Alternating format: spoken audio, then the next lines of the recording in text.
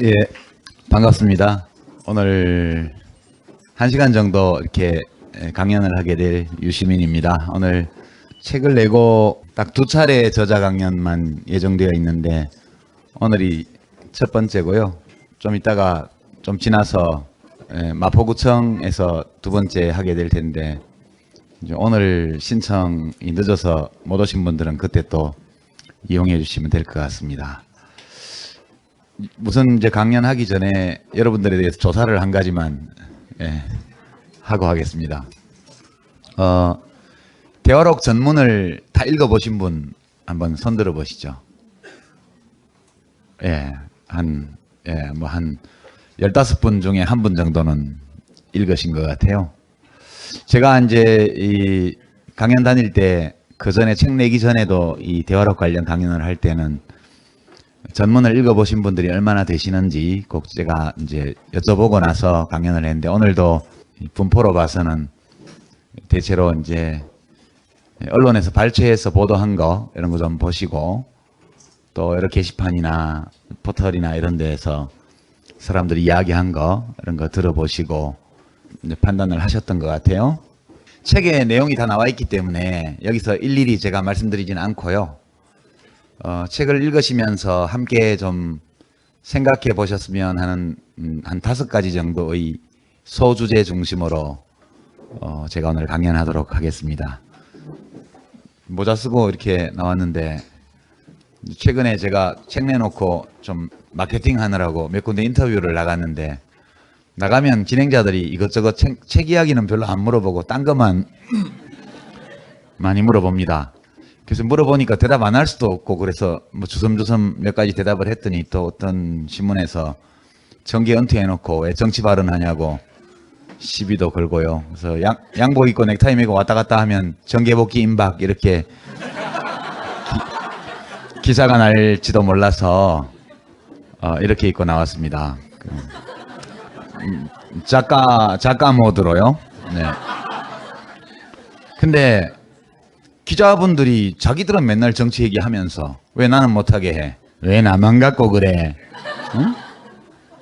원래 그 정치에 대해서 국가의 형편에 대해서 이런저런 의견을 말하는 거는 우리 대한민국 헌법이 우리 모두에게 그리고 우리들 각자에게 부여한 권리잖아요. 저도 글 쓰는 사람으로서 시민으로서 얼마든지 우리 정치나 우리 나라의 운영과 관련해서 제 의견을 얘기할 권리가 있고요. 그 권리 행사를 자꾸 억압하면 저도 헌법재판소에 해산 청구할래요. 신문사 해산 청구, 정부 해산 청구 이런 거요. 네. 이제 대화록과 직접 관련되어 있지는 않지만 여러 가지 상황들이 지금 펼쳐지고 있죠. 그런 점들을 감안해서 오늘 5가지 소주제를 가지고 나왔습니다. 우선 상황을 보면 내일 낮에 오후에 문재인 의원이 검찰에 조사를 받으러 참고인 소환, 경우에 따라 피의자로 바뀔 수도 있다 이렇게 지금 보도가 나오고 있던데 검찰이 이번 주말이나 뭐 다음 주 초나 대화록 실종과 관련되어 있는 소위 수사 결과를 발표를 할 것 같습니다. 뭔 내용일지는 이제 기다려봐야 될 것 같고요.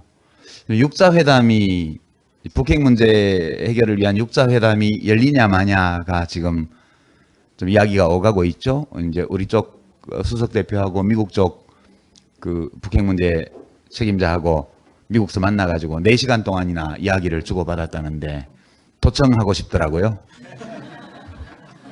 뭔 얘기하는지. 그런 상황이 또 한편에 있고요. 그 다음에 박근혜 대통령이 뭐 북한이 말과 행동이 다르고 왔다 갔다 해서 믿을 수가 없다.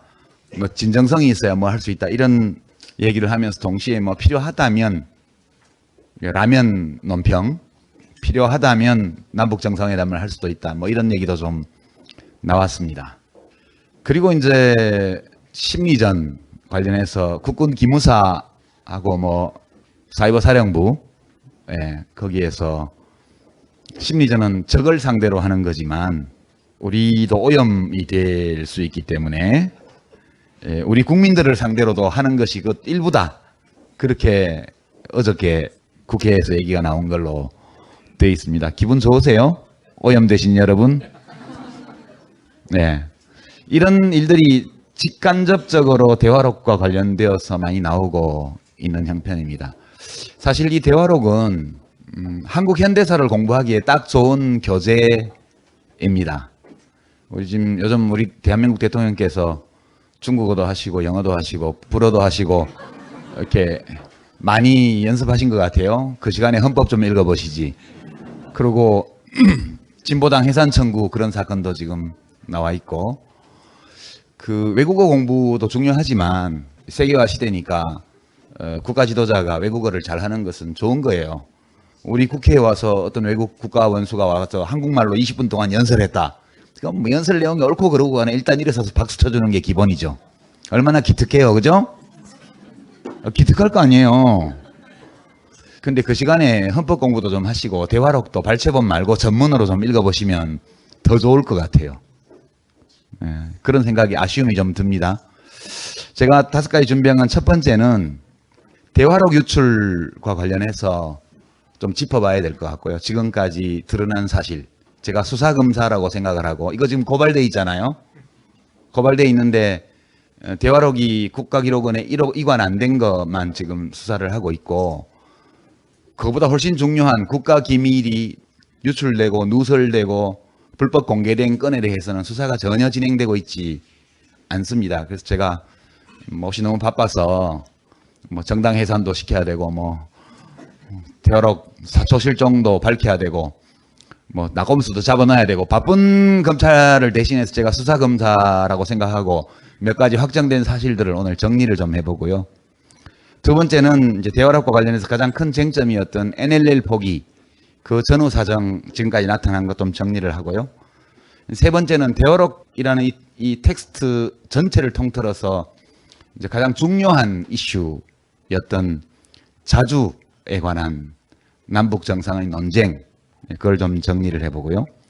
네 번째는 육자회담 재개 문제가 지금 6년째 스톱되고 있는데, 육자회담 재개와 관련해서 북핵 문제가 어떻게 되어 있는지 언론에서 거의 보도를 안 하고 있어요. 이 대화록에 보면 매우 중요한 사실이 하나 나옵니다. 언론 보도에 전혀 등장하지 않았던 북의 핵무기에 대한 북의 입장이 나와 있어요.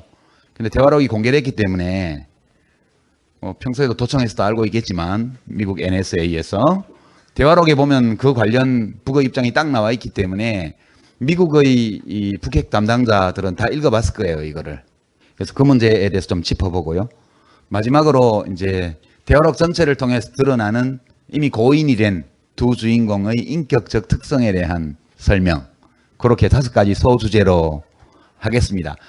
안 적으셔도 돼요. 다 아는 내용이에요. 제가 지금 말씀드리는 거는. 우선 첫 번째 소주제와 관련해서 대화록 유출이 어떻게 이루어진 거냐, 언제 이루어진 거냐, 누가 범인이냐에 관해서 이 팟캐스트가 나가면 검찰청에서 꼭 참고해 주시기를 바라는 의미에서, 자, 우리가 모두 알고 있는 사실들을 지금 돌이켜보면 최초 폭로자는 정문헌 의원이죠. 정문헌 의원. 2012년 10월 8일 국회 외교통상위원회 국정감사장에서 허위 폭로를, 이제 그 사람이 폭로한 것은 대부분이 다 허위로 판명이 됐습니다. 남재준 원장이 대화록 전문을 공개해준 덕분에 우리는 이날 정문헌 의원이 했던 최초 폭로가 전부 허위라는 것, 거의 다 허위라는 것을 알고 있죠, 이제. 왜냐하면 이 사람이 2007년 10월 3일 오후 3시부터 남북 정상이 단독 비밀회동을 했다, 이렇게 폭로를 했습니다. 그리고 그거를 북통일전선부에서 녹음해가지고 그거를 기밀이라고 그러면서 남쪽 비스라인하고 공유했다. 그 대화록이 남아있다, 어딘가에. 전부 사기죠. 왜냐하면 실제는 그날 오전에 2시간, 또 오후 2시 반부터 2시간, 4시간 동안 배석자를 다 두고 정상회담을 오전 오후 했기 때문에 그 사실 자체가 없습니다. 따라서 비밀 녹취록도 없고 통일전선부와 노무현 대통령 청와대 비서라인이 공유한 적도 물론 없고요. 그리고 이제 NLL 포기했다는 것도 대화록에 없고 물론 없고요. 그다음에 거기서 인용했던 폭로했던 여러 내용들이 전부 비슷한 거는 있긴 하지만 여기저기서 이렇게 문장을 잘라다가 이어붙여서 만든 그런 폭로 내용이었던 거 우리 지금 다 알고 있습니다. 그러니까 이거는 뭘 의미하냐면 10월 8일 첫 폭로를 했을 때까지 정문헌 의원은 전문을 보지 못했어요.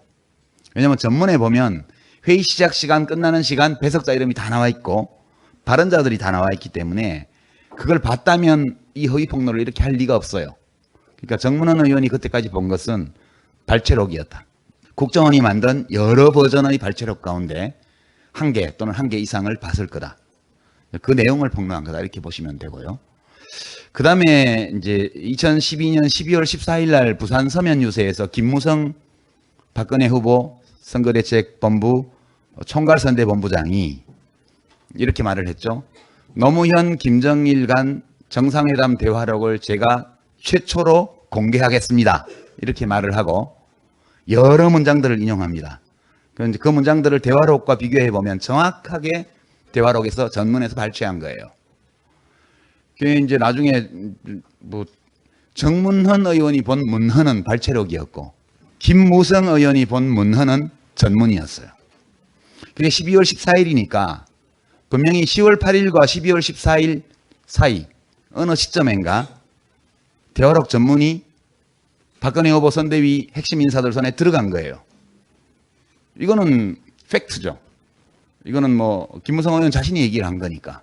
그리고 그때 동영상 발언을 녹취한 것 다 보면 대화록 전문과 완전히 일치하는 겁니다. 움직일 수 없는 증거예요. 그리고 이제 그다음 세 번째 용의자는 권영세 주중대사. 어제 국정감사에서 개인적인 일이다, 뭐 이렇게 사적인 일이다 이렇게 얘기를 했는데요. 신동아 기자였던 걸로 알려져 있는데 점심 먹으면서 그 자료 구하는 건 일도 아닌데 출처는 청와대 아니면 국정원이니까 뭐 이렇게 얘기를 하고 그거 까는 거는 컨틴전시 플랜이다. 컨틴전시라는 거는 만일의 경우 그런 뜻이거든요. 그게 이제 12월 10일경이에요. 그 말을 한 게. 그러니까 권영세 씨도 그때 선대본의 상황실장, 종합상황실장이었어요. 그러니까 박근혜 후보 선대본의 종합상황실장, 총괄선대본부장 두 사람이 모두 대화록의 존재를 알고 있었고 그거를 까는 문제를 검토했다고 그랬고요.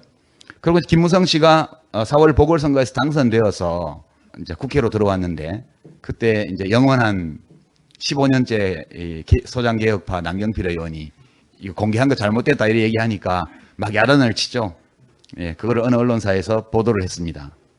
그거 가지고 자꾸 그러면 안 돼.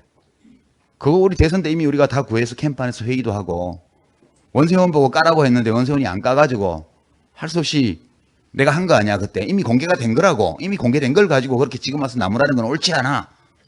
엄청 잘했네. 지가 유리창 깨놓고는 이미 깨진 유리창인데 왜 그래? 그렇게 얘기한 거예요. 그러니까 이미 구했고 받고 손발이 떨렸다 그렇게 얘기를 했고 그리고 이거를 까야 된다고 원세훈한테 요구를 했는데 원세훈이 거부했기 때문에 어쩔 수 없이 내가 했다. 용의자 넘버 3예요. 권영세 씨가. 네 번째 용의자는 원세훈 씨예요. 왜냐하면 원세훈 씨는 유출됐다는 사실을 알고 있었어요. 국가기록원 아니면 국정원인데 국가기록원은 아시다시피 검찰에서 뒤졌는데도 없어요. 국가기록원에서는 못 가져 나옵니다. 결국 국정원이 가지고 있던 게 유출이 된 거예요. 근데 원세훈 씨는 국정원장 아니에요. 그 당시에. 야, 네가 까 그렇게 얘기했는데 난 못 가요. 그렇게만 말했지. 자기네들이 관리하고 있는 공공기록물 1급 또는 2급 비밀로 분류되어 있는 공공기록물이 특정 정파의 손에 들어가서 그 정파의 핵심 인사가 와서 국정원장 들어 까라고 하는데 그러면 당장 조사를 해서 유출 범인을 잡아서 색출해서 처단을 해야 그게 국정원장으로서의 직무수행이죠. 근데 나는 못해요라고만 하고 그걸 그냥 방치했어요. 따라서 원세훈 씨도 공범일 가능성이 무지하게 높죠. 용의자 넘버 4입니다. 다섯 번째 용의자는 이명박 대통령이에요. 이명박 대통령. 왜냐하면 이명박 대통령은 정말 그 품격이 없는 사람이에요. 전임자가 국격을 따지기 전에 인격부터 갖춰야 돼. 전임자가 정상회담을 한 대화록이 국정원에 그대로 보관이 돼 있는데 그러면 전문을 봐야죠. 이게 무슨 내용이야? 발췌본. 소문에는 3페이지 이상 넘어가는 보고서는 제출할 수 없다는 소문이 있었는데, 예, 그렇게 돼서 그 발췌본이 여러 차례 만들어진 겁니다. 그러니까 정문헌 의원은 당시 통일비서관이었고 2009년도부터 2010년까지. 이명박 대통령도 이것을 알고 있었을 개연성이 매우 높아요. 원세훈 씨의 단독 범행이 아니라면. 그래서 이것은 막 물증이 확실하진 않지만 무지 심증이 가는, 예, 공범 중에 한 사람이다. 그 다음은 이제 남재준 원장이에요. 예, 남재준 원장은 그냥 이걸 공개를 했습니다. 공개를 했는데 그럼 국정원장이 마음만 먹으면 뭐든 다 공개해도 되느냐? 이것은 대통령 기록물이라고 해서 검찰에서 수사를 하고 있잖아요, 지금. 공공기록물이 아니에요. 대통령 기록물이지. 그럼 예컨대 국회 속기사가 자기가 속기했다고 해가지고 무슨 비공개 회의록을 공개하는 거하고 뭐가 달라요, 이게? 국정원이 그 문서를 가지고 있는 거는 대통령 기록물인데 특별한 이유 때문에 국정원에서 관리하고 있으라 그래서 위탁받은 건데 그걸 지 마음대로 깐 거예요. 이 문제는 법리적으로 다툼이 있기 때문에 이거는 공개적인 행위니까 뭐 범죄라고 단정하기보다는 이 법적으로 다투어 볼 소지가 있다. 결국 법원의 판단을 구해야 될 거다, 이렇게 보고요. 마지막 용의자는 박근혜 대통령이에요. 왜냐하면 지금까지 드러난 정황으로는 박근혜 대통령이 후보 시절에 대화록을 읽었다는 증거는 없어요. 그리고 이제 캠프에서 핵심 인사들이 이걸 돌려받고 이걸 어떻게 활용할지에 대해서 내부 대책 회의까지 했다는 것은 팩트고, 후보가 몰랐을 수 있죠. 왜냐하면 이 불법적인 걸 참모들이 할 때는 우리도 그렇게 했는데, 예. 야, 이런 건 후보 모르게 해야 돼. 혹시라도 문제가 되면 후보한테 흙탕물이 튀면 안 되니까. 그게 충성스러운 부하의 도리잖아요. 그래서 이 사람들이 범죄를 저지르면서 보스에게 누를 끼치지 않기 위해서 모르게 했을 수 있어. 훌륭하죠?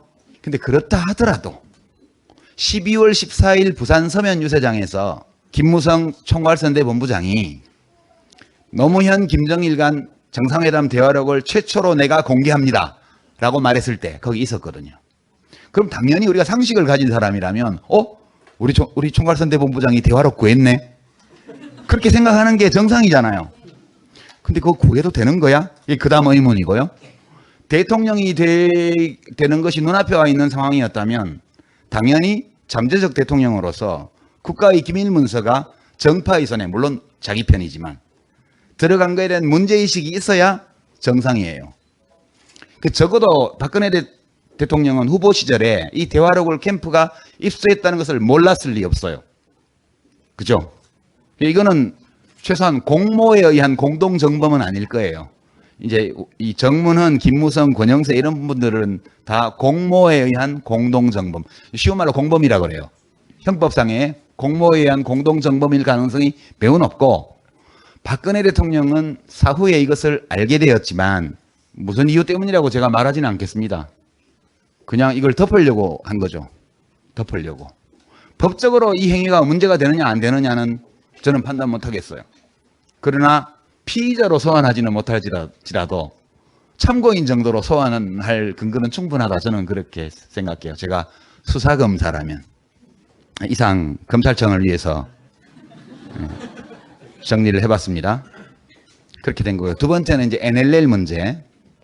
NLL 문제는 대화록 전체를 통해서 가장 자주 거론된 대화 주제였어요. 이제 이 스토리를 제가 그냥 말로 설명을 드리면, 대화록 전문을 제가 갖고 왔는데 그럼 시간이 걸리니까요.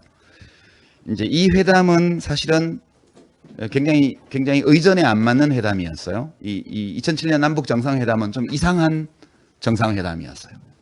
제가 6월 24일 날 대화록이 공개된 직후에 곧바로 그 언론사 홈페이지에서 이걸 다운받아서 제가 봤는데 너무 놀랐습니다. 저는 이 대화록을 보면서.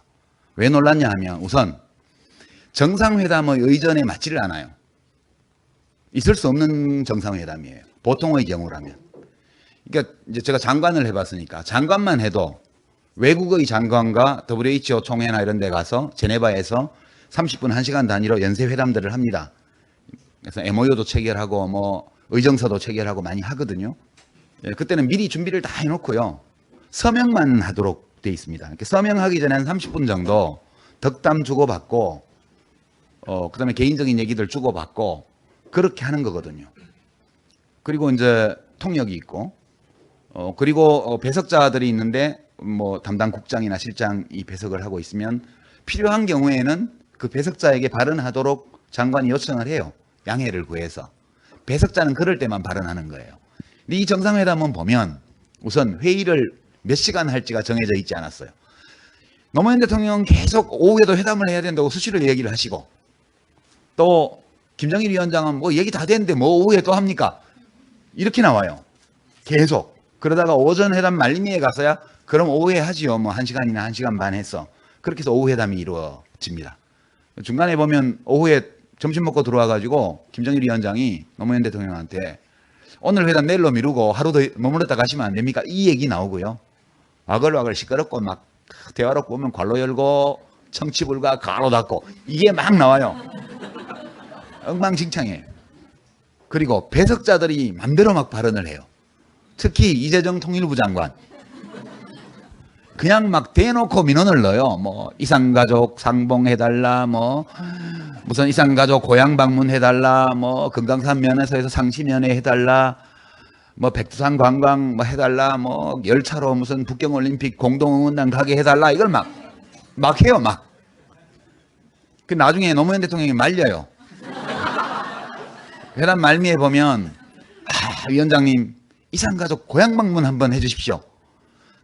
정말 만나보면 그분들 고향에도 한번 못 가보고 정말 눈물 납니다. 이렇게. 노무현 대통령이, 이제 그만하세요. 오늘은 보따리가 넘쳐서 안 돼요. 그렇게 나오죠. 심지어는요, 백두산 관광 같은 경우에는 이야기를 하고 나서 김정일 위원장이 이렇게 돼 있습니다. 대화록에. 이것도 합의문에 넣으시오. 이렇게 얘기를 합니다. 그러면 이제 김양근 통전부장이 예, 넣겠습니다. 김만복 원장과 협의해서 넣겠습니다. 이렇게 대답해야 정상이에요. 근데 답이 어떻게 나오냐면 그 다음에 김만복 땡땡 예, 넣겠습니다. 김 부장과 협의해서 넣겠습니다. 아니 김정일 위원장이 지시를 했는데 왜 김만복 국정원장이 대답을 하냐고. 처음에는 오탄 줄 알았어요. 그때 회담장은 마주보고 있었거든요. 남쪽은 배석자가 5명이었고 북은 배석자가 김양근 통전부장 하나밖에 없었어요. 배석자 균형도 안 맞았고요.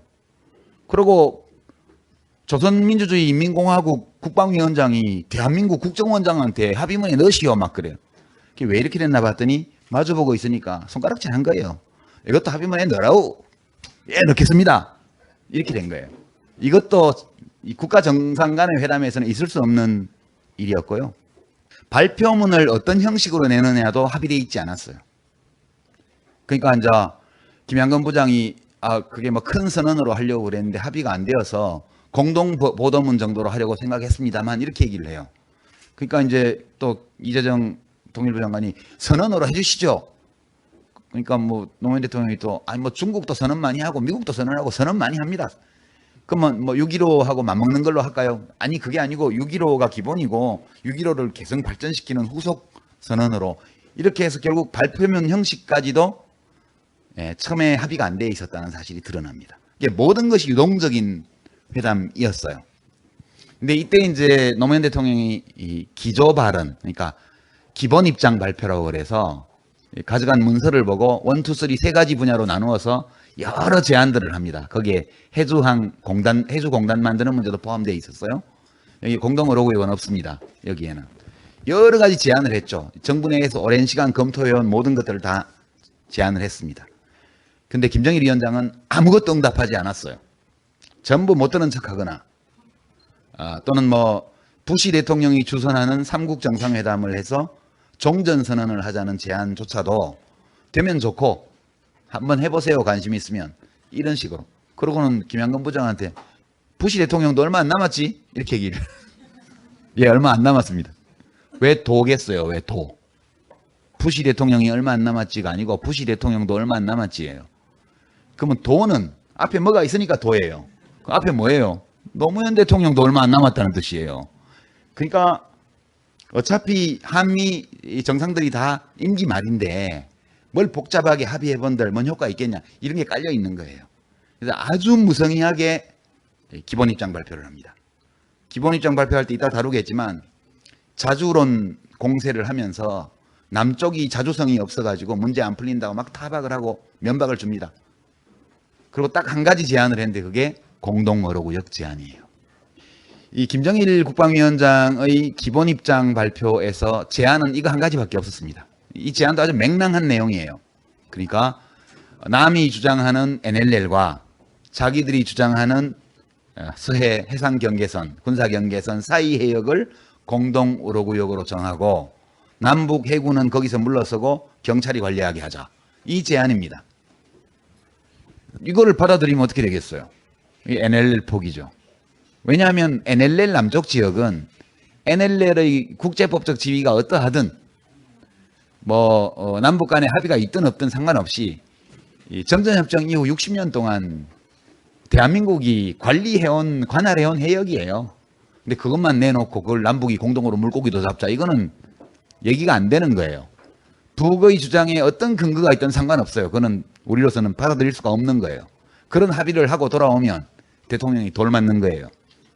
근데 노무현 대통령이 이 제안에 대해서 좋은 생각이다는 식으로 반응을 하고 슬쩍 걸치듯이 얘기를 하고 지나갑니다.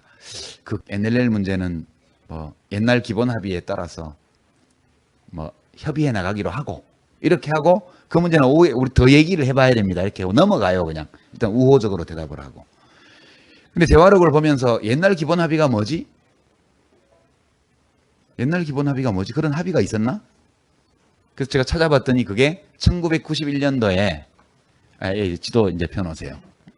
저 빨간색이 NLL이죠, 그죠? 왼쪽 그림에 빨간색이 NLL입니다.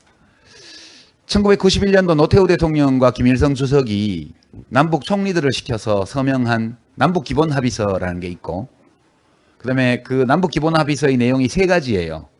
하나는 이제 화해와 통일에 관한 거고, 또 하나는 이제 그 군사 정전, 평화 불가침에 관한 거고, 또 하나는 경제 협력 교류에 관한 거예요. 근데 후속 불가침 협정서가 또 있습니다. 부속 합의서.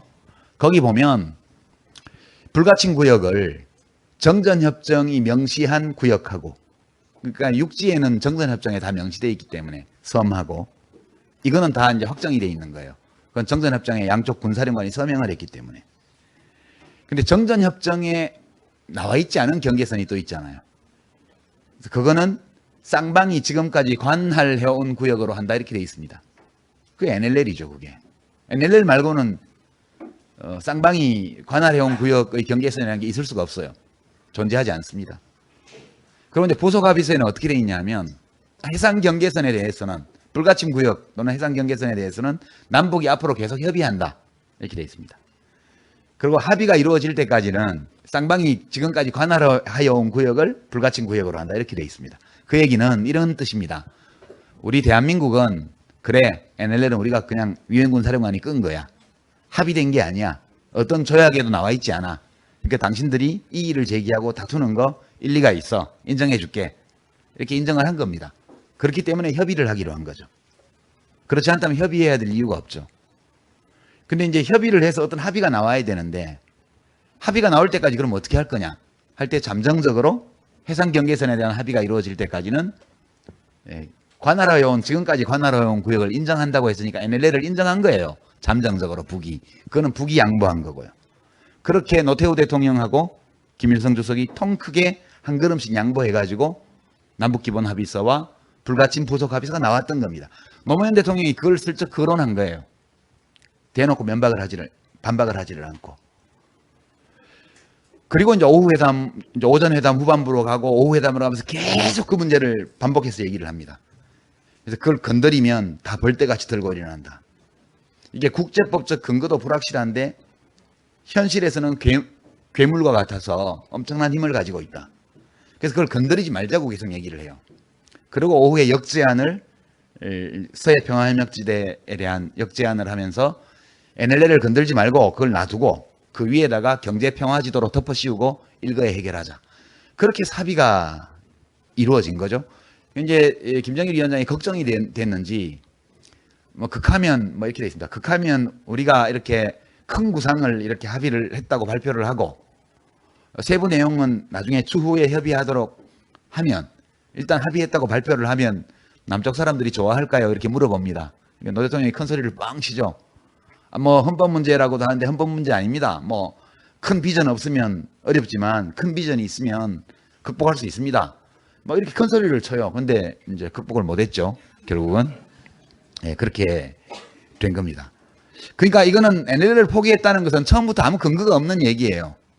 그리고 나서 이제 후속 회담으로 가면서 결국 김장수 국방장관, 당시 국방장관이 지금 청와대 안보실장인데 반년 동안 입 다물고 있다가 최근에 와서 노 대통령이 소신껏 하라고 그래서 NLL을 지키고 왔다. 그렇게 얘기를 했잖아요. 김관진 국방장관이 그 당시 합참 의장인가 그랬을 거예요.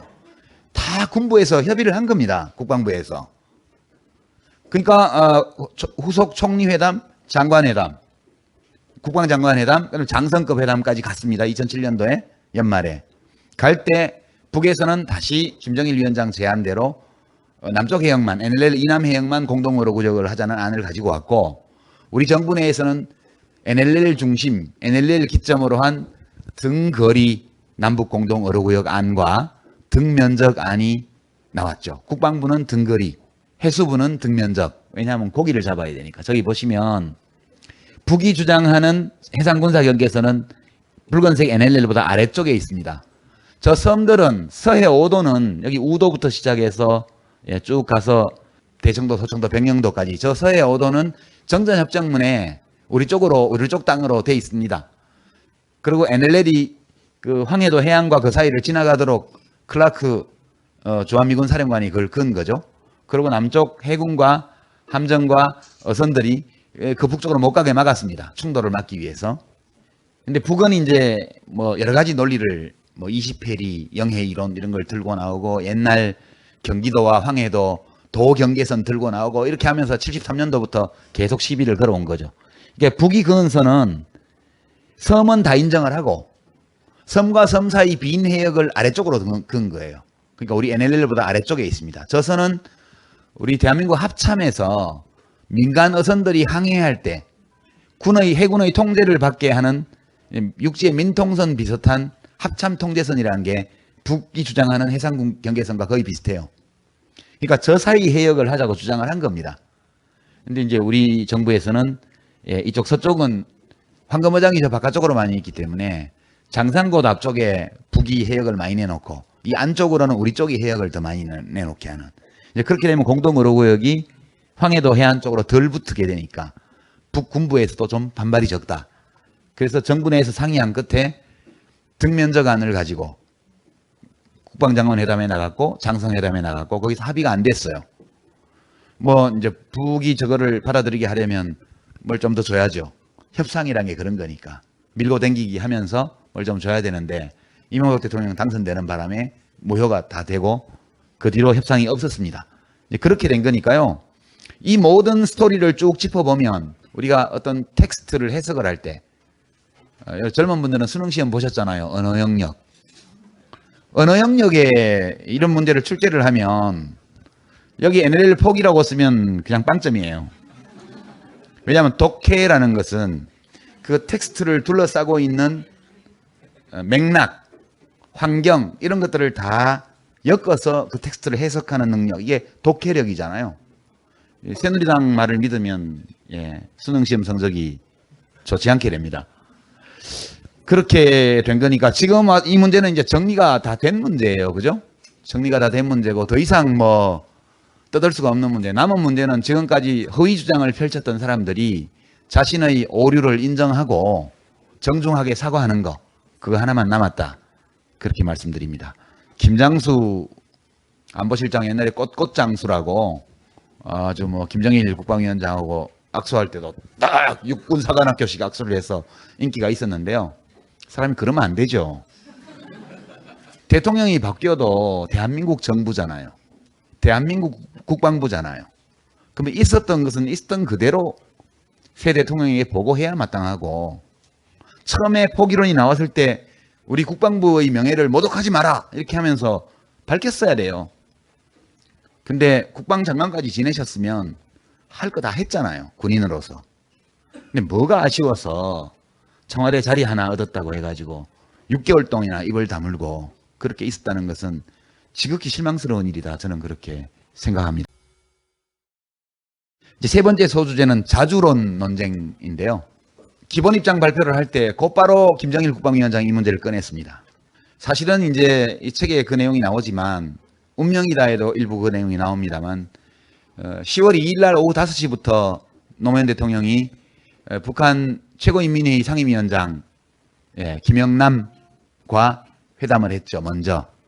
그래서 김영남 상임위원장이 무려 45분간 혼자 떠들었습니다. 주된 내용이 남쪽이 자주성을 잃고 대국의 눈치를 살피면서 왔다 갔다 하기 때문에 뭐가 안 된다. 국가보안법 폐지해라. 뭐 북이 성지로 이제 지금 선전하는 그런데 만수산 기념궁전 이런 데 있잖아요. 김일성 주석 시신이 안치된 곳. 이런 데를 남쪽 방문자들이 자유롭게 참배할 수 있도록 해라. 뭐 등등. 도저히 우리로서는 받아들일 수 없는 그런 요구들을 하면서 훈계를 45분 동안 했다고 그래요. 그래서 이제 노무현 대통령이 맨날 우리 민족끼리 하자고 그러면서 평화협정 문제가 나오면 왜 우리를 빼려고 그럽니까? 그렇게 얘기하고 내일도 이런 식으로 하면 보따리 사서 내려갈랍니다. 그런 얘기들이 오갔어요. 그래서 이제 김정일 위원장이 기본 입장 발표를 하려고 할 때 대화록을 보면 김양근 통전부장이 갑자기 끼어듭니다. 김양근 통전부장은 발언량이 굉장히 적어요. 김정일 위원장이 뭐 물어볼 때에만 연도를 상기시켜 주거나 뭐 이럴 때만 대답을 했지 자기가 먼저 발언을 한 것은 그 딱 한 군데예요. 그게 어젯밤에 듣자니까 어젯밤에 뭐 이렇게 김정일 위원장이 얘기를 하니까 어젯밤에 이야기 잘 됐습니다. 다 잘 됐습니다. 뭐 안 하셔도 됩니다. 이런 식으로 얘기를 해요. 그러니까 김정일 위원장은 보고를 받기를 김영남 상임위원장과의 회담에서 납득이 잘 안 됐다 이렇게 받았던 것 같아요. 근데 제 추측인데 아마 그날 밤에 김만복 국정원장이 김양근 통전부장한테 얘기했을 것 같아요. 야, 우리 보스도 한 성격 하는 사람이야. 분위기 심상치 않아. 그러니까 김양근 부장이 그 얘기를 못하게 말리는 거예요. 어젯밤에 이야기 다 잘 됐습니다. 다 정리됐습니다. 이렇게 계속 얘기를 해요. 극하면 내가 메모를 보고 중복되지 않게 얘기를 하겠습니다. 이렇게 얘기를 시작을 해요. 김정일 위원장이. 근데 이제 자주론입니다. 뭐 6.15 선언도 뭐 빈종이과학이 됐고 합의해봤자 소용이 없고 그 우리가 보기에는 주견대로 못하고 눈치 보는 데가 너무 많다. 뭐 이런 식으로 우리 민족이 자주성을 잃어서 이렇게 표현합니다. 근데 자기들은 자주를 엄청 잘한다는 나라니까 결국 우리 민족이 자주성을 잃었다는 얘기는 남쪽이 자주성을 잃었다는 얘기예요. 그러면 면전에 대고 이런 얘기를 하면 인격 모독이 될지도 모르겠지만 이렇게 얘기하면서 계속 얘기해요. 진짜 인격 모독이죠. 대한민국 대통령이 평양에 오셨는데 그따 대고 남쪽이 자주성이 없어서 대국 눈치 보고 주견대로 못하고 왔다 갔다 하니까 문제 안 풀린다. 그러니까 당신 그렇게 많이 제안해봤자 무슨 소용이냐 이렇게 얘기를 한 거예요. 근데 노 대통령이 이거를 일단 들어넘기죠. 그 이제 그 오전 회담을 보면 대화록을 보면 노 대통령이 굉장히 긴장해 있고 그리고 의기소침해 있습니다. 노무현 대통령이 굉장히 정제된 형태로 발언을 하면 그것은 기가 죽었다는 뜻이에요. 의기소침했다는 기분 안 좋다는 뜻입니다. 자신감을 잃었다는 뜻이에요. 그분은 자신감이 충만하고 뭔가 일이 잘 될 때는 장바닥어법을 쓰거든요. 근데 오전 회담 그러니까 10시에 시작해서 한 11시 한 20분 정도로 추정되는 시점까지는 농담도 한마디도 안 하시고요. 아주 절제된 언어를 구사를 했어요. 이 이야기는 엄청나게 긴장하고 있었고 회담의 전망에 대해서 비관적이었다는 뜻입니다. 근데 이 자주론 공세에 대해서 노 대통령이 일단 받아들입니다. 바로 반박하지를 않고 대한민국 친미국가 맞습니다. 역사적으로 그렇게 형성됐다. 그러면서 앤서니 기든스 얘기를 하죠. 앤서니 기든스라고 그 누구지? 앤서니 기든스? 블레어 총리한테 미국에 의존하지 말고 유럽을 중시해라 그렇게 어드바이스 하는 걸 봤는데 영국 같은 나라도 그런 말 듣지 않습니까? 이 자주의 수준을 그렇게 올려버리면 이 지구촌에 자주국가는 북쪽에 공화국 하나밖에 없고 나머지는 다 자주적이 않은 나라 되는 거 아닙니까? 그렇게 이제 일단 받아요. 그리고 우리가 친미를 할 수밖에 없고 친미를 하는 것은 사례주의에 빠져서가 아니라 먹고 살기 위해서 어쩔 수 없이 친미를 할 수밖에 없다. 그리고 미국이 힘이 있기 때문에 방코 델타 아시아 같은 거 북한 계좌 동결하고 이랬을 때 그 옳지 않다는 거 다 알지만 중국도 다 따라갔지 않냐. 그런 거다 국제사회는. 그러니까 미국이 군사력으로 하고 기술력으로 하고 뭐로 하고 정치로 하고 이렇게 해서 거기 보면 원력을 행사한다. 아마 이제 멀리서 영향을 미치는 그런 뜻으로 쓰신 것 같아요. 오타가 아니라면. 그러니까 그것도 근데 한계에 왔다. 이제는 그렇게 막 대놓고 침략을 못 하지 않냐, 군사적으로. 그리고 기술력 가지고 이렇게 하는 것도 한계에 왔다. 중국이 언제까지 말 들을 것 같냐. 이런 얘기를 쭉 하시면서 자주를 그런 절대적 개념, 흑백 개념으로 보지 말고 상대적, 점진적 개념, 시간적 개념으로 보자. 우리도 김대중 대통령이 당선되시기 전까지는 자주라는 말도 못했다. 그러나 이제 뭐 가지 않냐 이러면서 작게 5029도 내가 못하게 했고 작전권도 환수하고 인계철선도 폐지하고 미군 미사단 이전도 하고 뭐 이런 얘기를 쭉 합니다. 우리 대한민국도 역사적으로 친미국가로 출발했지만 실력이 늘어나면서 점점 자주적인 쪽으로 가고 있고 그리고 이제 국민 여론조사 결과도 인용하면서 미국에 대해서 비판적인 우리 대한민국 국민 여론도 소개하고 이제 새누리당 의원들이 손발이 벌벌 떨리고 눈앞이 캄캄한 그런 발언들을 합니다. 긴 시간 동안 이 상대적 자주론에 대한 노무현 대통령의 발언이 여러 차례에 걸쳐서 매우 긴 시간 동안 이어지는데요. 이 얘기를 하고 나서 이제 김정일 위원장이 오전 한 11시 한 거의 반대 갈 무렵에 노 대통령님 말씀이 옳습니다. 이렇게 대답을 해요. 이제 그때부터 회의 분위기가 변화하기 시작합니다. 예. 그때부터 이제 노무현 대통령이 오후 회담을 해야 된다. NLL 공동의료구역 문제를 위원장하고 나하고 더 얘기해야 된다. 뭐 둘이서만 만나도 좋고 배석자가 있어도 좋고 어쨌든 오후에 만나야 된다. 그리고 뭐 한 번만 만나고 가면 우리 대한민국 국민들이 노무현이 뭐 한 번밖에 못 만나고 쫓겨왔네 이렇게 기사 쓸 텐데 그래도 괜찮습니까? 뭐 날 이렇게 할 겁니까? 이렇게 이제 농담이 막 나오기 시작해요. 유머가. 굉장히 풀린 거죠. 한 오전 한 11시 반쯤 이 자주론에 관한 공방이 한 차례 지나가고 나서 대화록에는 잘 안 나타나지만 그 김정일 위원장의 어조나 표정이나 몸가짐이 많이 바뀐 거예요. 노 대통령이 자신감을 가지고 그때부터 역공세를 취하기 시작합니다. 이 자주에 대한 발언은 오후에도 여러 차례 등장하는데요. 김정일 위원장은 기본 입장 발표를 할 때 세게 한 이후로는 그 얘기를 잘 안 꺼냅니다. 그 다음에는. 예, 아마 제가 책에는 그렇게 썼는데 이런 식으로 북의 자주에 대한 관념을 공박하고 논리적으로 그리고 대안적 개념으로 시간적, 점진적, 상대적 개념으로서의 자주를 이야기하는 것을 김정일 위원장은 못 들었을 거예요. 이 사람은 그 체제 안에서 왕세자로 성장해서 그 체제 안에서 지적인 자산을 쌓고 오로지 그 체제 안에서 지도자가 된 사람이에요. 예, 그리고 나서 이제 오후에 가서 노 대통령이 더 세게 나가요.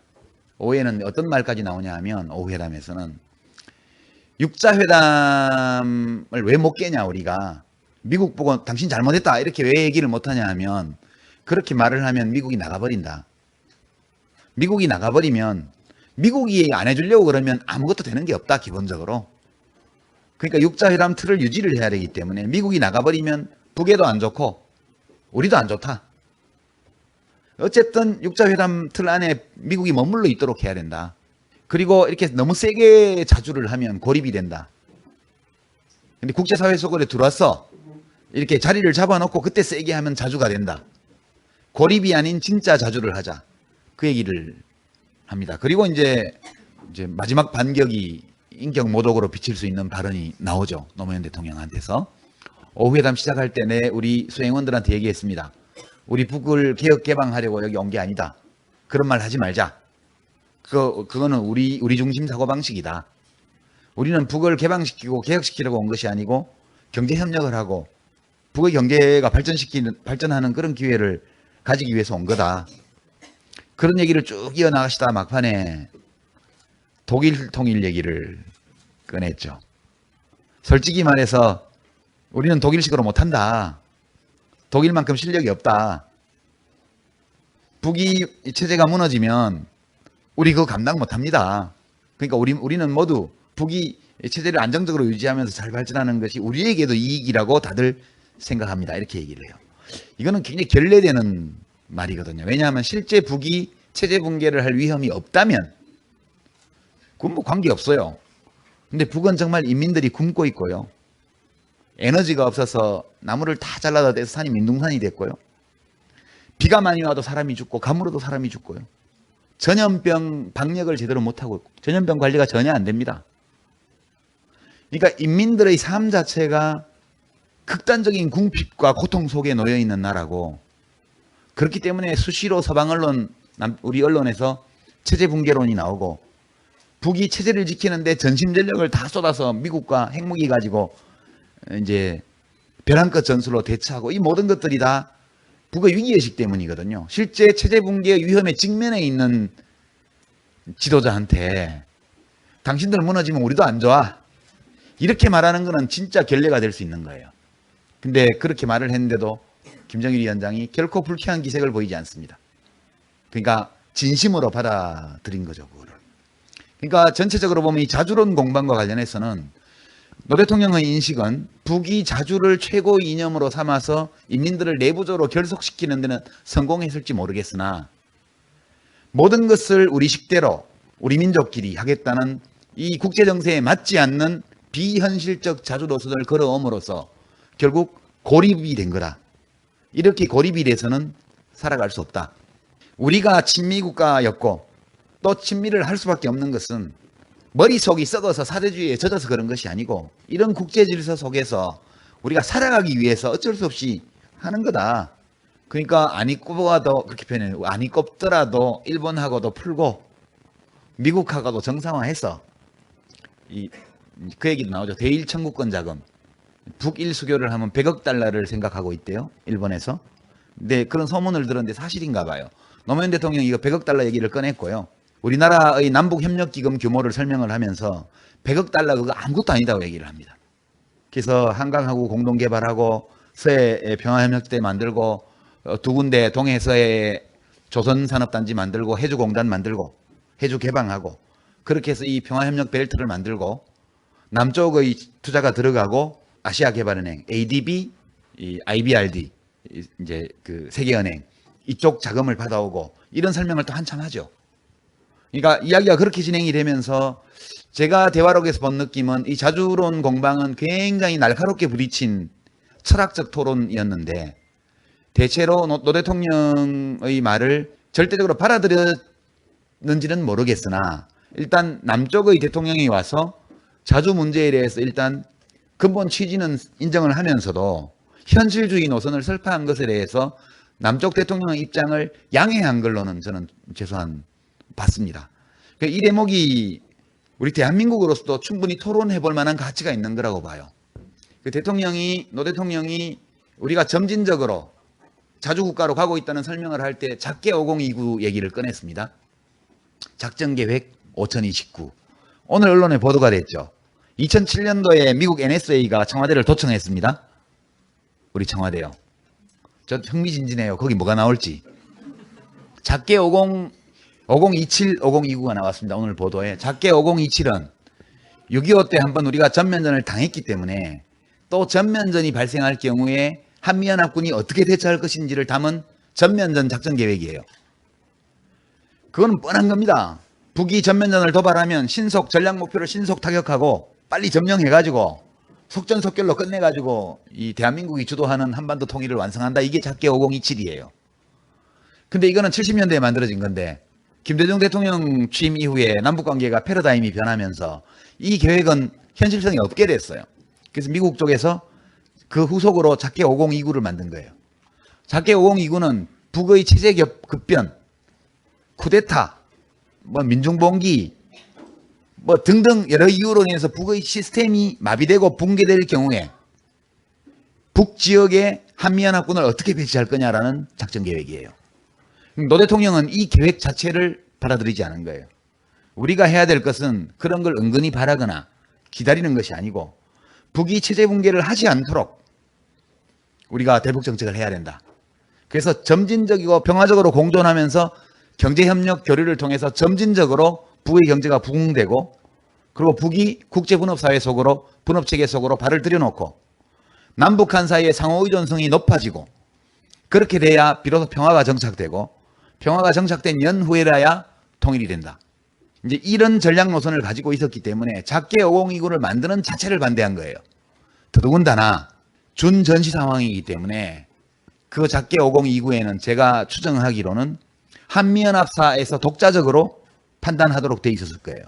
그럼 대한민국 대통령은 국군 통수권자인데 허수아비예요. 북 어느 지역에 한미연합사 병력을 어떻게 투입한다는 것을 한미연합사령관은 미군사령관인데 결국 우리 민족의 운명을 준전시 상황에서 미군사령관한테 맡기는 게 되니까 미군사령관은 미국 행정부의 통제를 받잖아요. 그럼 결국 우리 주권을 미국에 넘겨주는 거기 때문에 이걸 도저히 용납할 수 없어서 군사 배치 계획이 빠진 개념 계획 정도로 타협을 해서 가지고 있었던 겁니다. 그 얘기가 대화록에 그대로 다 나옵니다. 근데 이제 이명박 정부 들어서 한미 합동 군사훈련에 대해서 북이 굉장히 예민한 반응을 보이고 특히 올 초인가요? 북에서 2월 달에 정전협정 파기 선언을 하고 진보당 그 무슨 아론가 뭔가 이상한 거 국정원에서 발표했는데 거기 보면 대화 내용 중에 그 얘기가 나오잖아요. 그게 위기의식을 많이 가졌기 때문에 옛날 6.25 때 그 보도연맹 사건에 관한 이야기도 나오고 그런 악몽들이 떠오른 거예요. 근데 우리 한반도의 정전체제가 지켜지는 것은 협정문 때문이 아니에요. 중국, 러시아, 북 이렇게 맺어진 이 힘과 한미일이 맺어진 이 힘이 균형을 이루고 있기 때문에 전쟁이 안 일어나는 거거든요. 그냥 말로만 파기했다고 그러는 거예요. 근데 그렇게 북이 예민하게 나온 것은 아마도 작게 5029가 부활한 것 같다. 저는 그렇게 짐작을 했더랬습니다. 근데 오늘 보도 보니까 정말 그렇게 된 것 같아요. 이것도 이제 중대한 문제고요. 바로 이 문제 때문에 이제 대통령 임기 동안만 작게 5029를 막아놓고 있으면 그 다음에 그때 예정으로는 2012년에 전작권을 회수하게 돼 있었잖아요.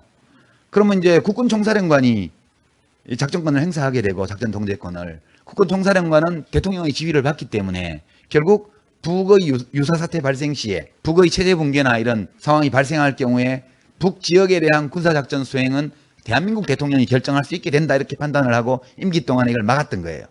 근데 지금 전작권 회수도 이명박 대통령이 바지가랑이 잡고 늘어져서 형님만 믿습니다 이래가지고 미뤘죠. 또 박근혜 대통령이 오빠만 믿어요 이러면서 또 미루고 있어요. 이거 언제 될지 몰라요. 그리고 그 미 이사단을 용산 미군기지하고 이거 전부 다 왜 평택으로 옮기려고 했냐. 이게 인계철선 문제도 거론이 돼요. 대화록에 보면. 인계철선 문제는 노 대통령이 여러 차례 저한테도 사석에서 얘기했던 문제입니다. 부끄러운 일이다. 여러분 인계철선이 뭔지 아세요? 여성분들은 잘 모르실 거라. 이 부비 트랩이나 폭탄 같은 걸 설치해 놓고 눈에 잘 안 보이는 쇠줄로 연결을 해놔요. 그럼 적이 침입하다가 거기 발이 탁 걸리면 자동으로 다 터지는 겁니다. 그게 인계철선이에요. 우리 대한민국의 인계철선 역할을 미 이사단이 하고 있는 겁니다. 미 이사단 배치를 맨 앞에다 해놨기 때문에 북이 침공을 해오면 자동적으로 미군을 공격하게 돼 있어요. 한미동맹뿐만 아니라 그런 사정 때문에 자동 개입하도록 아주 신속하게 한반도 전쟁에 개입하도록 돼 있는 게 인계철선이에요. 노무현 대통령이 이 인계철선을 풀으라고 요구를 했습니다. 왜냐? 우리나라는 우리가 지킨다. 왜 우리나라의 전쟁이 나면 죽더라도 우리 국민이 죽고 지키더라도 우리 국민이 지켜야지. 왜 미군이 거기서 죽냐? 이거는 부끄러운 일이니까 미군을 인계철선으로 설치해서 북의 도발을 막던 이것을 풀고 우리가 자주 국방하겠다. 그렇게 해서 이것이 이제 미군 기지의 평택 이전과 관련이 돼 있어요. 돈이 엄청 들어가는 일임에도 불구하고 자주를 하는 데는 돈이 들어가는 겁니다. 그렇게. 이제 그런 내용들이 쭉 나와 있고 이것이 자주론 공방과 엮여서 대체로 김정일 위원장이 노무현 대통령이 이야기한 시간적, 상대적, 점진적 개념으로서의 자주라는 것이 그것을 대한민국이 어떤 식으로 구현해 나가고 있는가에 대해서 충분한 이해가 됐을 거다. 저는 그렇게 생각합니다. 우리 사회 내부로 보게 되면 계속해서 전작권 환수를 미룰 거냐. 그리고 전작권을 미군 사령관한테 맡겨놓은 상태에서 작게 5029를 계속 추진할 거냐.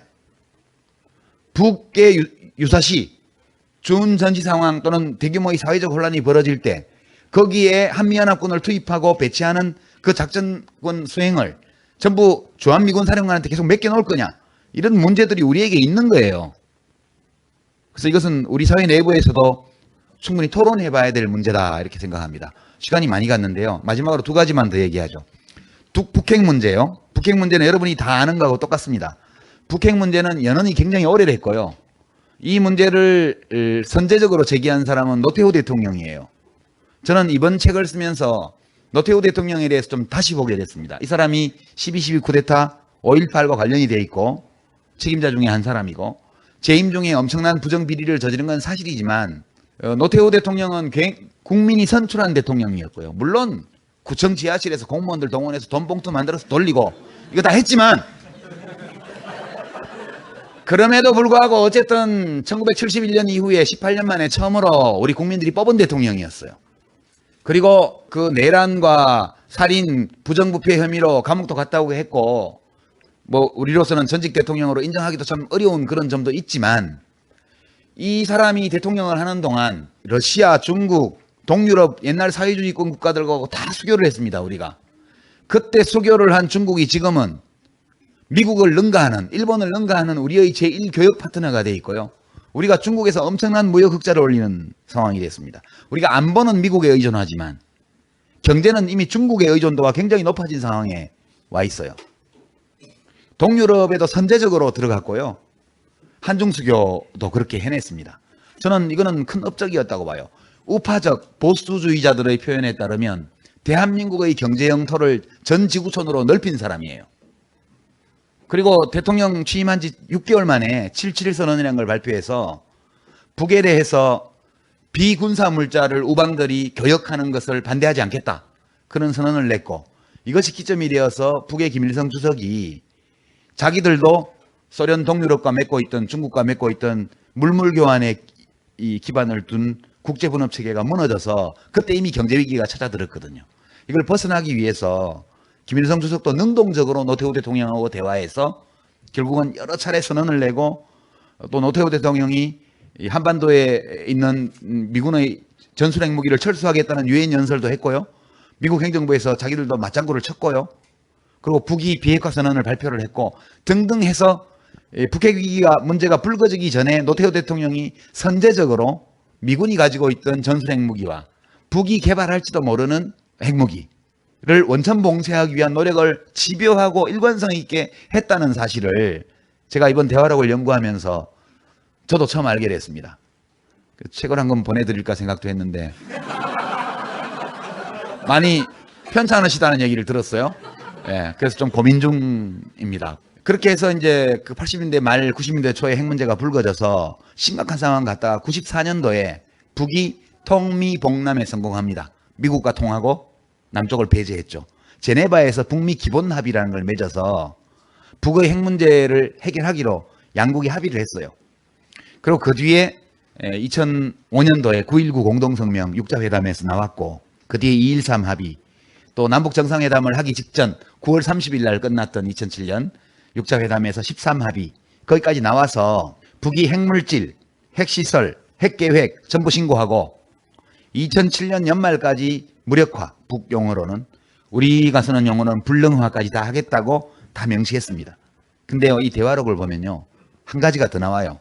김계관 6자회담 북측 대표가 양 정상에게 그 보고를 합니다. 그때 천영우 우리 쪽 단장은 노 대통령이 10월 2일 날 북으로 가셨기 때문에 아직 못 돌아와서 보고를 못할 때예요. 그 자리에서 김계관 단장에게 보고를 받고 나서 김계관 단장이 북의 입장을 얘기를 합니다. 북은 핵을 폐기한다. 언제? 어떤 조건에서? 미국이 적대시 정책을 철회하고 적성국가 무역 규제 이런 거 다 철폐하고 그 다음에 한반도 전체를 비핵화하고 자기들뿐만 아니라 남쪽도 그리고 평화적 핵 활동을 보장한다.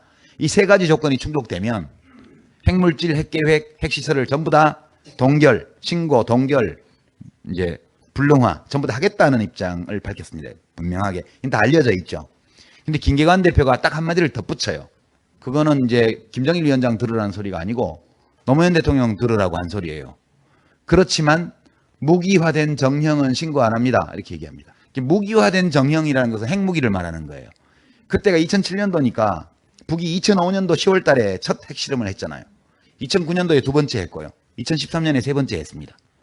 근데 그때가 첫 번째 핵실험을 한 뒤에요. 그래서 북이 성공했냐 실패했냐, 북의 핵무기가 짝퉁이냐 명품이냐, 이거 가지고 논쟁이 있었는데 핵무기가 무서운 게요, 짝퉁이라도 핵무기예요. 그게 반만 터져도 핵무기예요. 그게 무서운 거거든요. 김계관 외무성 제1부상이죠. 이 사람이 무기화된 정정은 신고 안 합니다. 이렇게 말한다면 왜? 왜? 우리의 무기를 교전 상대방에게 신고하는 법이 어디 있겠나? 우리 이거 안 한다. 이렇게 말을 합니다. 그건 무슨 얘기냐 하면 육자회담 안에서 협의를 통해서 핵시설, 핵물질, 그리고 핵계획은 다 신고하고 통제받겠다는 거예요. 그러나 이미 자기들이 만들어 놓은 핵무기는 신고 안 한다는 뜻입니다. 그건 못 없애겠다는 뜻이에요. 미국이 정전협정의 교전 상대방이기 때문에 교전 상대방에게 우리가 핵물질 이런 건 전부 다 IAEA에 사찰을 받고 할 수 있지만 핵무기를 상대방한테 신고하는 거는 우리 못하겠다. 이렇게 주장을 한 거예요. 이게 무슨 뜻이냐 하면 미국이 더 이상 북의 교전 상대방이 아닐 때라야 정형화된 무기, 핵무기를 포기할 수 있다는 뜻입니다. 이게 북의 확고한 입장이에요. 근데 그따 대고 이명박 대통령이 비핵 개방 3천, 핵 포기하면 3,000달러 줄게. 그렇게 얘기를 한 거예요. 북이 핵을 가지고 있는 기본 이유는 미국과의 관계 때문이에요. 그러니까 북한 핵 문제는 북미 관계에서 생긴 문제입니다. 결국 북의 핵무기를 폐기하기 위해서는 미국과 북을 포함한 중국, 한국, 북한, 미국 이 네 나라, 우리 물론 정전협정에 우리 국군총사령관 서명 안 했어요. 우리가 속국이라서 안 한 게 아니고 이승만 대통령이 계속 유엔군이 북진 통일해서 압록강까지 밀고 가서 통일시켜 달라고 주장을 했기 때문에 정전협정을 안 하려고 그래서 그런 의지를 표현하기 위해서 국군총사령관이 서명 못하게 한 거예요. 우리 교전당사국 맞거든요. 대한민국이 얼마나 피 흘리면 싸웠는데 아니에요. 그러니까 그 네 나라가 모여서 평화협정을 체결하고 한반도의 완전한 평화체제를 수립하고 자기의 체제 안전을 보장받을 때 그때 이걸 없앨 수 있다. 그런 뜻입니다. 미국 행정부의 북핵 담당자들은 다 알고 있을 거예요. 근데 이 판국에 먼저 핵포기의 진정성이 있어야 육자회담을 하겠다. 육자회담을 해도 핵무기는 해당이 없어요. 북 입장이. 이 점은 분명히 알고 가야 된다. 이제 그 점 말씀드리고요. 그러나 다만 평화협정 문제는 간단치가 않아요. 그냥 모여서 지금부터 그러면 전쟁 끝, 평화 시작 이렇게 한다고 될 문제가 아니에요. 평화협정을 하려면 두 가지 문제를 해결해야 됩니다. 정전협정 체제를 평화협정 체제로 전환하려면 두 가지 문제를 해결해야 돼요. 다른 것도 많지만 제일 중요하게는 첫째, NLL. 아니 평화체제를 수립하려면 해상에도 경계선이 있어야 될 거 아니에요. 육지에 경계선이 있는 것처럼. 근데 지금 해상에는 합의된 경계선이 존재하지 않아요. 평화협정을 해결하려면 해상 경계선을 합의해야만 돼요. NLL 문제는 피해갈 수 없는 문제입니다. 평화체제로 전환을 하려면. 두 번째는 외국 군대의 철수 문제예요. 주한미군 철수. 이 얘기만 나오면 종북이다 뭐다 떠드는데요. 그 정전협정에 거기 표현은 한국에서 다 철수한다고 돼 있는데 그때 정전협정문에 한국은 한반도를 얘기하는 거예요. 전쟁이 끝나고 일정 기간 후에 다 철수하게 돼 있어요. 중국군은 철수를 했거든요. 근데 이제 우리 쪽 논리는 중국군은 압록강만 넘으면 금방 들어오지만 미국은 태평양 건너에 있는데 쟤네 힘센 친구는 바로 옆에 있고 우리 친구는 멀리 가면 우리 손해야 이렇게 해서 안 하는 거 아니에요. 근데 사실 오키나와에서 미군군이 발진하면 북한 육군이 동숭동 오는 것보다 더 빨리 미국 공군은 평양까지 갈 수 있어요. 근데 여하튼 주한미군 철수 문제는 우리 국민들이 오케이를 하기가 현재로서는 대단히 어려운 문제예요. 그러면 조정을 해서 북이 양해를 하든가 최소한. 그러니까 정전협정에서 평화체제로 전환하려면 많은 문제들이 있지만 그중에서 제일 어려운 문제가 NLL 문제하고 해상군사경계선 확정하는 문제하고 한국에 주둔하고 있는 미군 철수 문제가 반드시 걸립니다. 그것 때문에 결국은 중국, 미국, 한국, 북한이 네 나라가 모여서 협상을 시작해야 되는 거예요. 그리고 그 협상을 시작하기로 9.19 공동성명에 나와 있거든요. 육자회담에서는 핵 폐기를 논의하고 따로 교전 당사국인 관련국들끼리 네 나라입니다. 네 나라가 따로 한반도 평화포럼을 만들어서 거기서 그 문제를 논의하기로 그때 합의를 했어요. 그렇지만 실현이 안 되고 있는 거죠. 핵 문제, 일반적인 핵 문제 말고 이미 개발한 핵무기의 폐기와 관련해서는 진짜 우리가 바라는 완전한 비핵화 한반도, 북한 핵의 완전한 폐기를 하려면 결국 정전협정 체제를 평화협정 체제로 전환하는 이 결단이 없이는 절대 안 풀린다. 상대방을 알고 얘기를 해야 돼요. 근데 비핵 개방 3천억이라는 건 완전 터무니없는 거였고요. 그거는 상대방을 완전 무시하는 거예요. 북에서 코웃음을 쳤을 거예요. 아니, 이명박 대통령은 비즈니스맨이었는데 비즈니스를 하려면 상대방이 뭘 요구하는지를 우선 파악을 해야 비즈니스를 할 거 아니에요. 그러니까 손대는 것마다 다 마이너스의 손이 돼. 마지막으로 정상들의 인격적 특성에 대한 것만 잠깐 얘기하고 이제 마무리하겠습니다. 노무현 대통령은요, 자수성가한 아웃사이더 대통령이었어요. 개인기로 거의 돌파를 하면서 권력을 잡은 사람이었거든요. 근데 김정일 위원장은 권력을 상속한 소심형 절대 권력자였습니다. 저는 이 대화록을 보면서 김정일 위원장이 대단히 소심한 사람이구나, 이었구나. 그래서 김대중 대통령 집권 초기에도 이게 잘 안 됐고 노무현 대통령도 임기 말에 가서야 정상회담이 된 거구나. 이제 제가 이 책을 내고 나니까 한겨레 21의 김보엽 기자가 서평을 쓰면서 왜 임기 후반 말에 갔어야 정상회담이 되는지 그에 대한 설명이 없다. 저도 모르죠. 왜 그렇게 됐는지. 그렇지만 이 대화록을 보건대 김정일 위원장은 굉장히 소심한 사람이었어요. 여러 대목에서 드러나는데 처음에 오전 회담에서 해주 공단을 만들자는 걸 단호히 거절합니다. 해주는 군사력이 개미 한 마리 들어가서도 배견할 수 없는 곳이다. 그렇게 얘기를 해요. 근데 오후에 와서는 해주를 공단도 만들고 해주항도 개방한다고 얘기를 합니다. 근데 그 반대하는 논리를 보면 우리가 무슨 러시아 원동 땅도 아니고 뭐 그런데 러시아 원동 이상한 말이죠, 그죠? 원동은 근동, 중동, 원동 이런 말입니다. 그러니까 러시아식 표현인데요. 모스크바, 페테르부르크가 유럽 쪽에 속해 있으니까 거기서 보면 그 중동 지방 근동이 있고 원동이 있고 뭐 중동이 있고 이런 거예요. 그러니까 이 러시아 영향을 무지하게 받은 거예요. 김정일 위원장은 뭐 백두산 밀양에서 태어났다고 그랬지만 출생증명서가 있는 것도 아니고 소련에서 자랐을 가능성이 무척 많은 사람이었죠, 그 당시에. 그러니까 소련 영향을 굉장히 많이 받았다는 걸 느끼겠고요. 그러니까 여기저기 뜯어갖고 다 공단 만들면 주체공학은 없어지고 민족 경제는 무너지고 이렇게 얘기를 합니다. 그러니까 무서워서 못한다는 뜻이에요, 그게. 자기네 체제가 무너질까 봐 감당 못한다는 뜻이고요. 그 다음에 이산가족 상봉에 대해서도 나중에 김양근 통전부장하고 김정일 위원장이 얘기하는 거 보면 이재정 통일부 장관님이 뭐 이산가족이 9만 3천 명인데 지금 대기 리스트가 이게 1년에 100명씩 해가지고 언제 합니까 이거 뭐 이런 뉘앙스로 얘기를 하면서 자주 해달라고 얘기를 하니까 그 시골에 있는 노인들 찾아가지고 데려오고 데려가고 보통 일이 아닙니다. 막 이렇게 해요, 김양근이. 실제 그렇잖아요. 여기서는 자식들이 차로 모시고 오고 다 하는데 거기는 다 행정전산망도 없잖아요.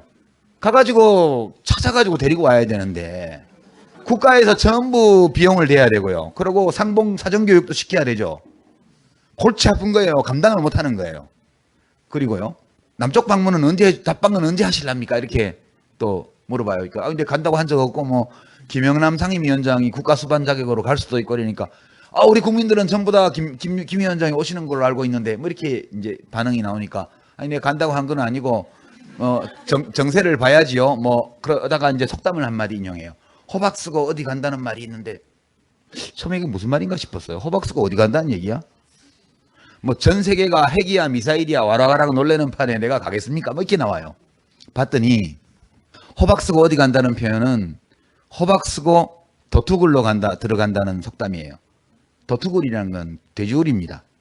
돛이라는 건 돼지 옛날 고어고요. 돛굴이라는 건 돼지굴입니다. 그게 어디 속담이냐면 육진 속담이에요. 육진은 두만강 맨 하류에 회령, 종성, 여기 세종대왕 때 거기 육진을 쌓아가지고 지금 우리 민족의 영토가 두만강 하류까지 확대된 게 그때예요. 육진방언입니다. 그때 그 군사기지가 마을로 발전해가지고 육진이 됐는데요. 뭐 언성, 회령, 종성 뭐 그런 데예요. 이름도 잘 모르겠다. 그 동네에서 돼지를 돛이라 그런대요. 야, 이북은 역시 함경도파가 세요. 최고 권력자가 쓰는 속담이 하필이면 육진 속담이에요. 호박을 쓰고 돼지우리에 들어가면 돼지가 호박 먹자고 덤비죠. 그러면 밟힐 거 아니에요. 호박 쓰고 도투굴로 들어간다는 속담은 사리분별력이 부족해서 위험을 자초하는 행동을 하는 것을 가리킬 때 쓰는 속담이래요. 그러니까 서울을 방문하는 거를 호박 쓰고 돼지우리 들어가는 거에 비유를 했더라고요. 정상 앞이니까 돼지라는 말은 안 쓰고 어디 간다고 한 거예요. 그 남쪽 사람들 뭐 정서도 봐야 되고 정세를 봐야 됩니다. 근데 이제 노골적으로 말하면 김대중 대통령이나 노무현 대통령이 평양에 오면 안전 보장을 자기가 확실히 해줄 수 있어요. 거기는 독재 국가니까. 그러나 김정일 국방위원장이 서울에 올 때 까놓고 말하면 당신들 CIA 통제할 수 있어? 그런 얘기입니다. 교전 상대방이 군을 주둔시켜 놓고 있는 나라잖아요. 그리고 그 나라의 대외 군사 공작은 세계 최강이에요. 그러니까 대한민국 정부가 대한민국 대통령이 나의 안전을 보장해주지 못한다는 얘기를 한 겁니다. 겁이 많아요. 설마 하니 죽이겠어요?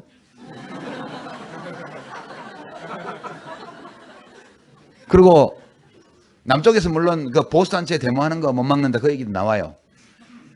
대한민국은 체제가 다르니까 우리 박근혜 대통령 뭐 프랑스 파리로 뭐 런던으로 가시면 그 앞에 이상한 사람들이 합법적 대통령이 아닙니다 이런 거 뭐 들고 하잖아요. 하야하라. 그걸 뒤집으면 김정일 국방위원장이 서울 오면 거기 뭐 무슨 애국 뭐죠 그 국민행동 뭐 권총 차고 다니는 아저씨들이 나와서 뭐 가스통 메고 나와가지고 뭐 이거 할 수 있죠. 그렇지만 경찰이 딱 포위해가지고 막을 수 있거든요. 근데 그게 싫은 거예요. 이 사람은 상속자구나. 창업자가 아니구나. 우리나라에도 보면 재벌 창업자가 뭐 부정부패를 했던 어쨌든 엄청 능력이 있어서 큰 기업을 일궜는데 2세, 3세가 상속해서 말아먹은 데가 되게 많잖아요. 그래서 저는 김정일 위원장이 굉장히 소심한 사람이었다. 그건 동시에 나름의 유머 감각을 굉장히 갖춘 사람이었다. 그 유머에 대해서는 8장에 이번 책 8장에 쭉 모아놨습니다. 대표적인 걸 소개하면 오후 회담을 하기로 했어요. 오전 회담 끝날 무렵에 노 대통령이 막 꼬십니다. 그 개성공단 2단계에 들어가면 근로자 숫자가 엄청 늘어날 텐데 그 사람 출퇴근 어떻게 하랍니까? 개성에다 집을 지어야 됩니까? 아니면 해주에 살면서 왔다 갔다 하는 겁니까? 뭐 그런 문제 때문이라도 전기도 들어가야 되고요. 지금 몇 킬로와트 쓰고 있는데 그걸로는 어림도 없고 뭐 전기도 들어가야 되고 이런 얘기를 막 해요. 김정일 위원장이 그 문제는 그러면 이따 오후에 하죠 뭐 이렇게 하고 오후 회담이 확정이 됐어요. 그때도 이렇게 보면 오후 회담을 하기로 했다 해놓고 우리도 작가 노릇 한번 합시다 이렇게 얘기해요. 요즘 뭐 미국 일본 뭐 남쪽 기자들 보면 작가야 작가 능력이 대단해 막 그런 얘기를 합니다. 그리고 우리도 작가 노릇 한번 합시다. 논의할 일이 토의할 일이 많아서 오후에도 회담을 한다고 합시다. 그렇게 김정일 위원장이 얘기를 해요. 그리고 이제 모두 인사 때도 덕담으로 이제 주고받는데 노무현 대통령이 이렇게 마중도 나와주시고 감사합니다 뭐 어쩌고 저쩌고 하시니까 김정일 위원장이 남쪽에서 대통령이 노무현 대통령이 오시는데 내가 집에만 있을 수 있습니까? 환자도 아닌데 그렇게 얘기해요. 그 얘기는 무슨 얘기냐 하면 만약 영접을 안 나왔으면 와병설 이런 거 나왔을 거고 와병설 나오면 체제 붕괴설 나왔을 거고 평소에 서방 언론과 남쪽 언론이 툭하면 와병설 물론 건강이 안 좋긴 했죠. 김정일 위원장이 외견상 딱 봐도 건강이 안 좋은 체형이에요.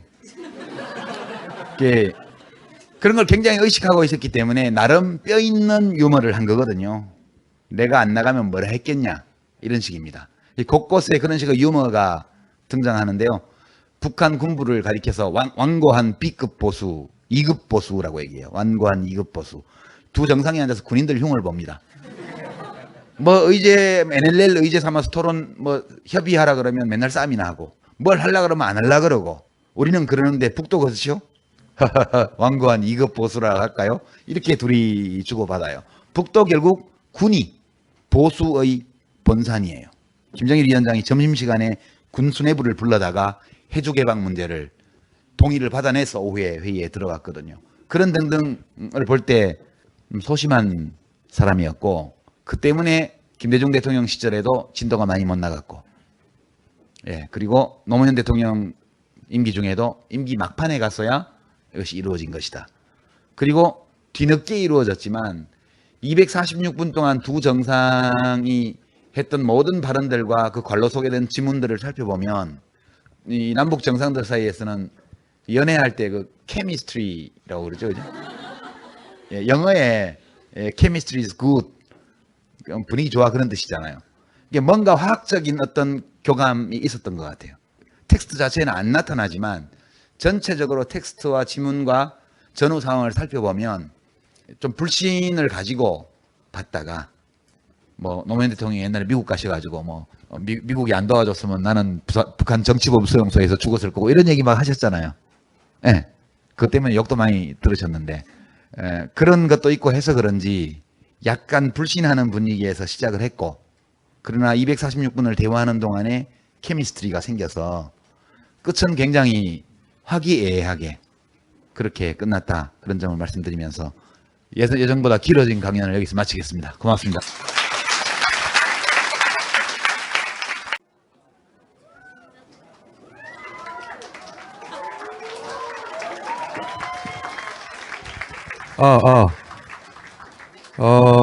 벙커 사장 김호준입니다. 안녕하십니까. 제가 오늘 올라온 이유는 뭐냐면, 여기 이제 호칭을 정해야 되겠네요. 이제 의원도 아니고, 대표도 아니고, 저도 아니죠, 사실 이제. 유 작가라고 부르겠습니다. 야, 유 작가. 유 작가의 그 실업선언, 을 제가 파리에서 봤어요. 파리에서 봤는데, 제가 아시는 분은 아시겠지만은 유시민 전문가입니다. 정치 입문 하던 그 시점부터 쭉 누구보다 많이 인터뷰를 해왔고, 동네도 같이 살았고, 푸사리도 많이 줬고 제가. 그런데 이제 실업선언을 한 걸 보고 나름 여러 가지 그 감상이 있었어요. 자, 그러면 저의 첫 번째 질문은 이겁니다. 왜 은퇴를 하셨어요? 은퇴? 은퇴라는 말이 좀 거시기하다. 아니, 원래 왜 실업자가 되셨어요? 아니 솔직한 얘기를 정치할 때도 실업자나 마찬가지였어요. 그 돈 나오는 데는 없으니까 정치에서는. 속닥하게 사실대로 얘기해 보자고. 아니 근데 이제 거창한 얘기 말고. 아니 뭐 더 할 수도 없고.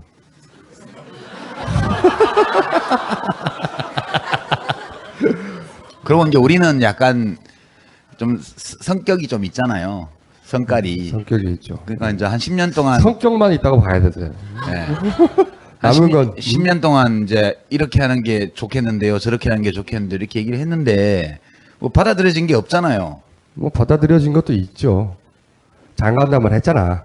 그때는 이제 네. 그랬지만 장관은 뭐 꼭 정치하는 건 아니니까. 옛날에 맹자 말씀에 그런 게 있어요. 있어요? 맹자가 어떤 왕이 물어봤어요. 왕이 이 잘못된 일을 할 때 올바른 일을 하도록 계속 간하고 또 간해도 안 들으면 어떻게 합니까? 공경이. 그러니까 그 벼슬아치들은 어떻게 합니까? 그러니까 맹자가 친척이면 왕을 쫓아내고 왕이 되면 되고 친척이 아니면 떠나면 된다. 그렇게. 아무나 할 수 있는 얘기네요. 네. 네. 꼭 맹자까지 빌리지 않더라도 여하간 내가 할 수 있는 일은 혹은 노력은 다 해봤는데 뭐 할 수 있는 일은 다 했으니 다 했는데 안 되더라. 원래 이제 뜻을 얻으면 민중과 함께 그 길을 가고 얻지 못하면 혼자서 그 길을 가고 그런 거 아니겠어요, 인생이? 누가 한 말입니까? 이것도 맹자가 한 말입니다. 맹자 말고 아는 사람 누가 있어요? 어쨌든 그러면 다 했다 이런 생각이 들었어요? 어느 순간? 그러니까 할 수 있는 일은 다 했다. 정치인은 결과를 내야 되는데 결과를 낼 수 있을지 없을지를 예측할 수 있잖아요. 어느 정도는. 이 약간 혹시 될지 몰라 정도가 있으면 해보겠는데 혹시 될지 몰라 정도의 그런 프로젝트도 없을 때, 안 보일 때 그때는 다른 일을 하는 게 맞지 않나요? 그것도 있고 또 한편으로는 한 10년 했으면 또 도리는 다 한 거 아닌가. 이제 나도 내 인생을 살아봐야지. 이런 것도 있고 그렇죠. 두 번째는 이어가요. 네. 두 번째는 제가 오랫동안 안타깝다고 했던 게 이게 몸에 맞는 옷을 입고 하고 싶은 일을 하고 정열을 불태워야 되는데 해야 하는 일에 머리를 쓰다 보니까 얼굴이 항상 안 됐어요. 원래도 안 됐는데 그 얘기 하다 보니까 어떤 사람은 유시민 굉장히 잘생겼다고 말하는 정신들 차리고요. 그런 극소수도 있던데 자기가 했어야 했던 일이라고 생각했던 걸 한 10년 했으면 이 양반도 이제 하고 싶은 거 하고 살게 내버려 둬야 되는 거 아닌가 하는 생각도 당연히 들었고요. 저도 그만하면 고생했다. 안 되는 거 못 들고 참 고생 많이 했다. 안쓰럽다. 짠하다. 그런 생각도. 그때 트위터에 올라온 반응도 그렇게 많았어요. 그래, 그동안 애썼다. 애쓴 거를 부정할 수 있는 사람은 진짜 없어요. 애 많이 썼죠. 뭐 특별히 된 건 없어요. 본인이. 당선된 적도 별로 없고요. 초반에 당선 한 번 됐죠? 2번. 두 번. 두 번. 그 대구에 내려갔을 때도 제가 안 된다 절대로. 응? 그 외에 뭐 대부분 뭘 하겠다 그러면 대부분 안 된다 그랬어요. 그리고 다 안 됐어요 실제로. 그러면서도 왜 그걸 하려는지는 아니까 짠했다 이거지. 할 만큼은 했다 생각해서 갖는다 하셨는데 그러면 내가 할 수 있는 일이 안 보이고 1%의 가능성이 있는 뭔가 어떤 프로젝트가 남아있는 것 같지도 않고 개인 프로젝트로 하더라도 예? 만약에 나타난다 이게 갑자기 눈에 보이기 시작한다. 그럴 수도 있잖아. 사람은 움직이는 거잖아. 그럴지도 몰라라는 가능성도 없다고 봤어요. 그거는 그때 생각이고. 지금 생각해도 맞는 것 같아요. 아니 그게 이제 1년이 지나고 2년이 지나고 이제 책도 안 팔리고 이제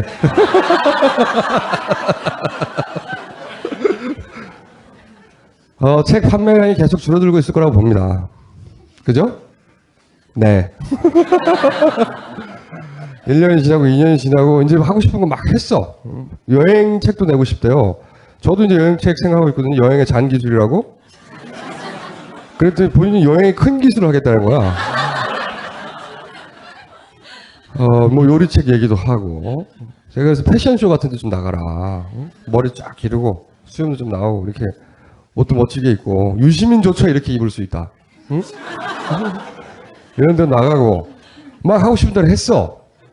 했는데 허전할 수 있잖아요. 안 허전해. 해보지도 않았으면서. 지금 허전하면 어떡할 거예요? 남은 인생 되게 짧아요. 근데 너무 짧아서 해보고 싶은 거 다 못 해보는 게 문제지. 요즘은 50대가 중년이래요. 그게 제가 한 얘기가 아니라 미국의 그 사회학자들이 이제 인간 수명이 늘어났잖아. 실제로 굉장히 늘어났어요. 예전에 50, 60대 하면 할아버지였거든요. 할머니고. 요즘 50대, 60대 무슨 할아버지예요. 그래서 실제 자기들이 여러 가지 기준으로 다시 정리를 해봤더니 60대까지는 중년이라고 봐야 된다. 사회적인. 과거에 30대에서 40대처럼. 그러니까 65세까지 열심히 활동을 하면 되지. 아니 그러니까 그래도 10년밖에 안 남았다고. 10년 동안 프로젝트를 몇 개 하겠어요. 지금 해보고 싶은 게 많은데. 예. 그건 걱정 안 하셔도 돼. 예를 들어서 이제- 한 3, 4년 후에 갑자기 튀어나와서 내가 대통령 한다고 막 이제 정부민은 안 먹을 거야. 아니 그 어디 정당에 들어가지 않더라도 혹은 내가 누군가를 만들어내겠다고 막 이렇게 혹은 누군가 도움을 청할 수도 있고 네가 필요해 이럴 수도 있잖아요. 그거야 뭐 이제 시민으로서 도와줄 수 있는 길은 얼마든지 열려 있죠. 그거야 뭐 그런 거야. 본인으로서 네. 그러니까 개인 자격으로 그냥 그럼요. 단순히 예. 어디 정당에 가입한다든가 정당원 가입해 있잖아요, 내가. 그렇긴 하죠. 내가 정의당 평당원인데. 정의당에 있는지 모르는 사람도 꽤 있습니다. 정의당에는 미안한 얘기인데 모르는 분도 꽤 있어요. 그럼 앞으로 알릴 일이 많다는 뜻이니까 또 괜찮아요. 뭐해? 그게 뭐 대단한 일이라고. 자, 그러면은 평당원으로 자연인으로 혹은 시민의 한 사람으로 외에는 절대로 다시 정치판에 본인이 플레이어로 할 일은 없다. 예, 내가 그 직업으로서의 정치는 이제 그만한다고 얘기를 했으니까 예, 다시 정치인이 되는 일은 없을 거예요. 예. 경계가 애매모호할 때도 있잖아요. 그건 확실해요. 뭐 확실해. 아니 예를 들어서 정의당 입장에서 평당원의 입장으로 뭔가 정치적 이슈에 대해서 공개석상에서 발언하면 그건 정치인의 발언을 받아들이잖아 사람들은. 국회의원은 아니더라도. 그런 발언도 안 하실 거예요? 아니 그거야 뭐 나도 언론의 자유가 있는데 그 의견을 내는 거예요. 어때요? 그러니까 이제 정치인이 된다는 것은 이제 공직의 책임을 갖든가 아니면은 정당이라는 공적 조직에서 어떤 책임을 가지는 거 이런 게 이제 정치를 하는 건데 직업으로서의 정치를 그런 걸 안 한다는 뜻이에요. 힘든 일인데 돌아가면서 해야지 나만 하라는 법이 어디 있어. 요즘 뭐 안 나무 계시나 문 나무 계시나 이런 분들 많이 새로 하고 있잖아요. 뭐 또 예비군들도 뒤에 줄 쫙 서 있고 좋던데 뭐. 예. 자, 그럼 제가 한 2년 후에 이 질문을 다시 한번 하는 걸로 하고, 제가 이 질문을 하는 이유는 꼭 그 정치인 유심을 다시 보고 싶어서는 아니고요. 왜냐하면 저도 할 만큼 했다고 생각해요. 고생 많이 하고. 근데 2년 후를 예상한다는 거 특히 우리나라 정치판에서 대단히 허망한 일이거든요. 박원순 서울시장이 되어서 지금 이렇게 시정을 펼치고 있을 거라고는 한 달 전에도 몰랐어요. 당선. 그렇잖아요. 문재인 대선 후보가 갑자기 튀어나올 줄은 뭐 정치 얘기 같은 거 하지 말고 딴 거 하자더니 계속 아니, 그 일단 얘기만. 관둔다고 하니까. 그런데 예를 들어서 어떤 정책 사안에 아까도 얘기했지만 해설을 해내는 능력은 타의 추종을 저만 빼고는 불허합니다. 이런 재능은 썩히기 아깝다. 근데 이제 유시민이 발언하면 이제 더 이상은 시사평론가의 발언으로 보지 않기 때문에 어떤 특수한 직업이 하나 탄생하지 않을까. 정치는 아닌데 정치적 영향력을 발휘하는 이상한 직업이 하나 탄생하지 않을까 하는 전 예상을 해봐요. 영향력 별로 없어요. 지금은 없죠. 앞으로도 없을 거야. 필요로 할 때가 올 수도 있다. 그때 유 작가가 뭐 하고 있을지는 잘 모르겠지만 그때 다시 한번 만나기로 하고 그 얘기는 그때가 다시 이어가기로 하고 요즘 이상한 일들이 많이 벌어지고 있습니다.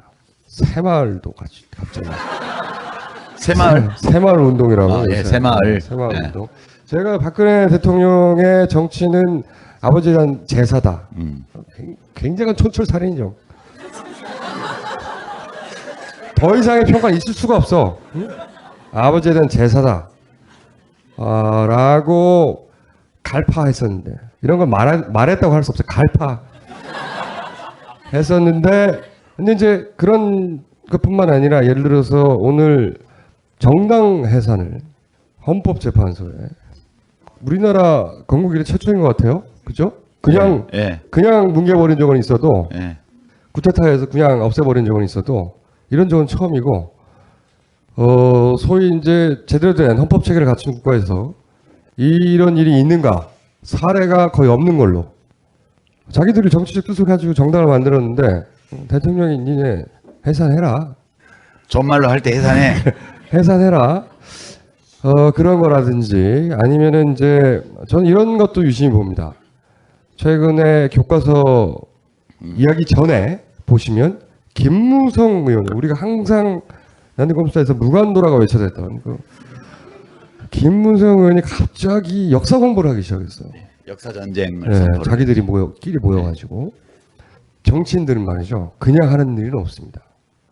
언론에 이렇게 막 보도되게 노출하는 경우에는 이유가 있는 거예요. 공부를 열심히 하는 사람처럼 보여보고 싶었을까요? 응? 7, 80명씩 모여가지고 국회의원들이? 아니란 말이지. 응?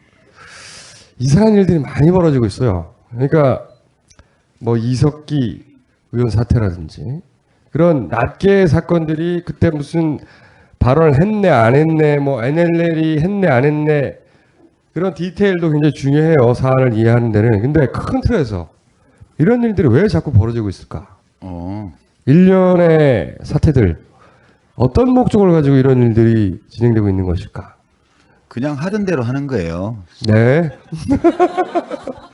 그냥 다음 질문 할까요? 예. 저는 이제 그런 게 이런 게 다 원래 하던 대로 하는 건데 그 권력을 잡으면 이제 되게 어떤 일이 벌어지냐면 이걸 다 대통령이 이래라 저래라 하는 게 아니에요. 자동으로 가는 거지. 그러니까 권력 가진 사람이 뭘 좋아한다 이런 느낌이 딱 오면 출세하고 싶은 사람들이 달라들어 가지고 그 일을 만들어내게 돼 있어요. 예, 그러니까 이제 박근혜 대통령이 교과서를 못마땅해 하는 것 같다 이렇게 느낌이 딱 오면 바로 교과서. 박근혜 대통령이 새마을을 회고할 때 아름답게 회고하는 것 같으면 바로 새마을. 이제 그래서 박근혜 대통령이 진보당을 저런 당이 왜 있어야 돼 이런 느낌을 가져가 바로 해산 청구.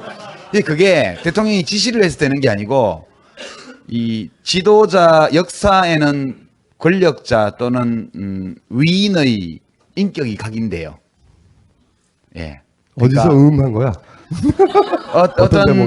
어떤 시기 어떤 함부로 감동하지 마요. 어떤 나라에서 어떤 큰 권력을 가진 사람이 나타나면 그 사람의 인격이 그 훌륭한 경우에는 그 훌륭함으로 각인되고 그 인격이 저열한 경우에는 저열함으로 각인돼요. 역사라는 것은 결국은 수많은 각인들이 모여서 역사가 되는 거라고 보는데 그게 각인되는 과정이에요, 지금. 예. 그런 거라고 보고 이념적으로 해석하면 이제 새누리당 박근혜 대통령 이런 분들은 대한민국이 계속 피난민 마을로 머물러 있기를 바라는 거죠. 유라시아 대륙에서 뚝 잘라진 섬으로 존재하면서 늑대 온다 그러면 집에 숨고 누가 하나 끌어내서 얘 늑대하고 한 편이야 그러면 돌로 쳐 죽이고 이런 게 그 사람들의 유토피아예요, 기본적으로. 그게 그냥 발현되는 거라고 저는 생각을 하고 그런 사람들이 많이 있으니까 그런 일이 벌어지죠. 그게 대한민국이고. 예. 저도 이제 음모론의 대가로서 음모론적인 관점에서 또 보자면은 이 사람들은 이제 대선이 끝나면 바로 다음 정권을 생각합니다. 다음은 내 차례구나. 그런 세력들이 존재해요. 근데 이제 다음에 내가 해먹으려면 방해가 되는 것들을 다 털어내야 되잖아요. 그 중에서 이제 그 야권은 기본적으로 민주당 혼자는 집권이 어렵다. 그리고 지난 정권 때 야권 연대, 야권 쪽에서 진보 진영에서는 그것도 굉장히 어렵게 됐고 힘들었고 불안불안한 연대였지만 그쪽에서 보기에는 무서운 거예요. 쟤들끼리 힘을 합치면 이거 어떡하나 무서운 거란 말이죠. 우리 사회에서 진보 진영이라고 하는 게 한 10%는 되잖아요. 언제나 보면 10%의 지지세를 가지고 있어요. 세월이 좋으면 그 10%가 드러납니다. 잘. 물론 그 사람들이 전략적인 투표를 해서 민주당의 후보에게 표를 던지기도 하지만 이 사람들 뚝 잘라내야 되는 거죠. 야권 연대를 하지 못하게. 그래야 되겠죠. 그리고 예를 들어서 저는 역사 공부하고 막 이러는 거 자기가 지도해서 뭘 하나 하려고 한다고 봅니다. 뭘 하나 하려고 한다고 그러지 않고선 그런 짓을 할 리가 없어요. 역사는 달라요. 역사 교과서 문제 이거는 나는 이해를 해요. 아니 교과서 문제는 교과서 문제대로 잠깐만요. 지금 음모론을 얘기하는데 아니 그러니까 음모가 아닌 거를 자꾸 음모라 그러니까. 아니 역사 교과서는 오랫동안 그들이 바꾸고 싶어 했죠. 어린 세대부터 그렇게. 아니 그게 아니라니까. 그럼요. 저는 이제 그 역사 교과서 때문에 이 난리가 나는 걸 보면서 그 사람들 심정이 충분히 이해가 돼요. 입장을 바꿔놓고 생각해 보라고. 나라도 그럴 것 같아. 왜 그러냐면 여러분 한국 현대사 책 검색을 한번 해보세요. 온라인 서점에. 그러면 쫙 떠요. 그럼 판매 지수를 쫙 살펴보세요. 소위 진보적인 역사학자들이 쓴 책은 판매 지수가 높아요. 근데 이제 이걸 어떻게 알게 되느냐? 본인 책이 얼마나 팔렸는지 계속 그렇지. 검색하는 거예요. 아니 맨날 검색하다가 저는 한국 현대사 책을 쓴 적이 없어요. 그러니까 한국사 책, 한국사 관련 특히 현대사 관련 책 검색을 해보면 뭐 한홍구 교수라든가 뭐 강준만 교수라든가 이런 분들이 쓴 책은 판매 지수가 높아요. 댓글이나 혹은 독자 서평도 많이 달렸어요. 블로그 서평도 많아요. 근데 이제 미래의 창이라든가 기파랑 이런 출판사들이 그 박바 출판사거든요, 그게.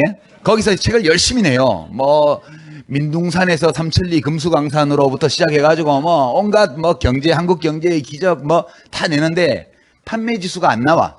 팔리지도 않고 그건 오프라인에서 단체 구매만 하는 거지 온라인 서점에 팔리질 않아.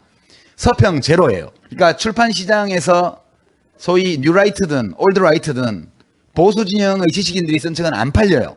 그러니까 이 사람들 입장에서 어떻게 생각하냐 하면 출판 시장을 전부 좌파한테 뺏겼다. 그런데 출판 시장을 좌파한테 왜 뺏겼냐? 봤더니 교과서가 잘못됐다. 그리고 그 잘못된 교과서로 정교조가 가르친다. 이렇게 되면 나라가 큰일이 나기 때문에 빨리 바로잡기 위해서는 정교조를 아웃시키고 역사교과서를 고쳐야 돼. 그래갖고 10년쯤 지나면 출판시장도 비로소 정상화될 거야.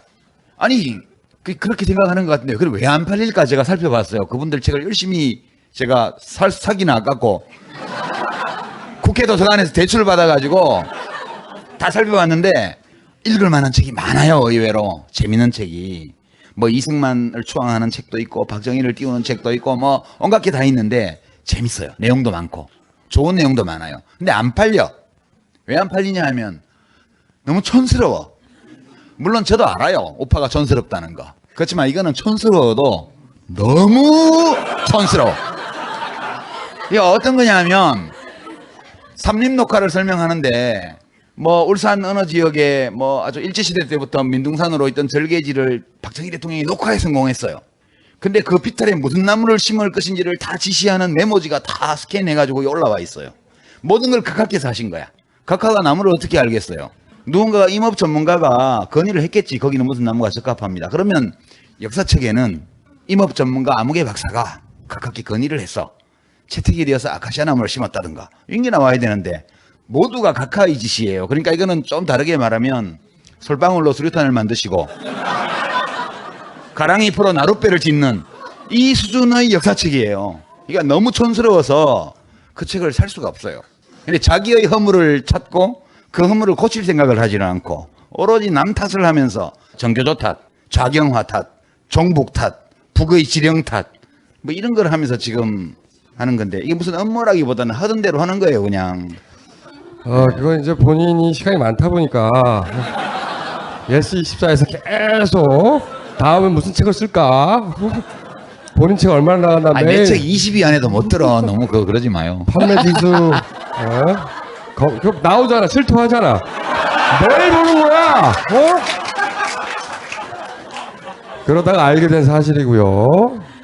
출판의 관점에서만 이걸 다 해석하면 안 되고 뭐 이런 이유도 있겠는데 그 예를 들어서 김무성 의원이 국회의원 몇십 명 모아놓고 역사 공부를 하는 거는 출판 시장을 걱정해서는 아니거든요. 우파의 출판 시장을. 제가 보기엔 이런 거 준비한다고 봅니다. 자기도 이제 자기 대통령 하고 싶은 거잖아요. 그죠? 본인 입으로도 설마 김무성이 본인 입으로도 그렇게 얘기했어요. 그럼 불감청이면 좀 고소원이지. 그런데 최고지. 예. 뭔가를 해야 되잖아. 뭔가 자기 스스로 이렇게 모양 나는 어떤 전쟁에서 승리해내야 되는 거예요. 스스로. 그리고 기본적인 판을 바꾸는 큰 틀에서 뭔가 해내야 되는 거야. 그렇죠? 저는 이런 일들, 이런 공작들을 상상하거나 기획하거나 할 거라고 보는 것이. 아니 그건 너무 당연하지. 정치인들이 권력 잡으려 하는 거는. 근데 이게 왜 회사 사장님이 돈 벌려는 거하고 똑같은 건데 그걸 탓하면 어떡해. 이게 왜 역사 공부냐 이거야. 이 양반은 예를 들어서 이런 사건 하나 터질 거라고 봐요. 예를 들어 이석기 사건처럼 진보적인 역사 연구단체들 있잖아요. 그런 데서 뭐 하나 튀어나와가지고 거기에 뭐 간첩이 있다거나 뭐 녹취록 같은 거 막 튀어나오고 종북사가 막 튀어나오고 그러면서 그쪽을 두드려 잡으면서 교과서 바꿔야 된다고 하고 이렇게 역사 자체를 새로 세우는 정립하는 우뚝 서는 거기에 자기가 머리는 그런 식으로 돌아가는 사람이라고 제가 이해하고 있어요. 그러니까 예를 들어서 이 문 의원이군요. 문재인 의원을 때려잡으려고 하는 것도 뭐 기타 등등 이쪽 진보 정당을 어떻게 해보려고 하는 것도 그리고 역사고 뭐고 하여튼 최근에 일어난 일들은 대부분 다음에 해먹기 위해서. 그건 당연하지. 그건 제비가 사모님 유혹하러 다니는 거고 똑같은 건 그건 제비의 본성이에요. 그거를 뭐 그렇게 특별히.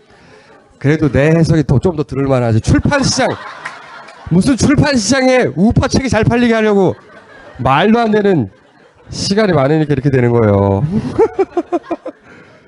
자, 그러면 정치적 이야기는 그만하고 혹시 특별히 언급할 만한 사안이 하나 있긴 하네요. 그 진보당을 해체해버리려고 하는 이 시도에 대해서는 어떻게 해설하십니까?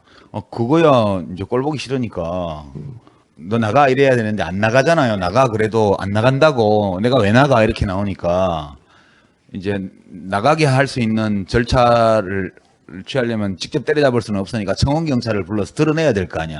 그게 이제 헌법재판소예요. 청원경찰이. 헌법재판소에 호루라기를 분 거예요, 지금. 근데 이제 헌법재판소는 옛날 퇴임한 각하께서 재판관들을 엄청 많이 갖다 놨거든, 거기다가.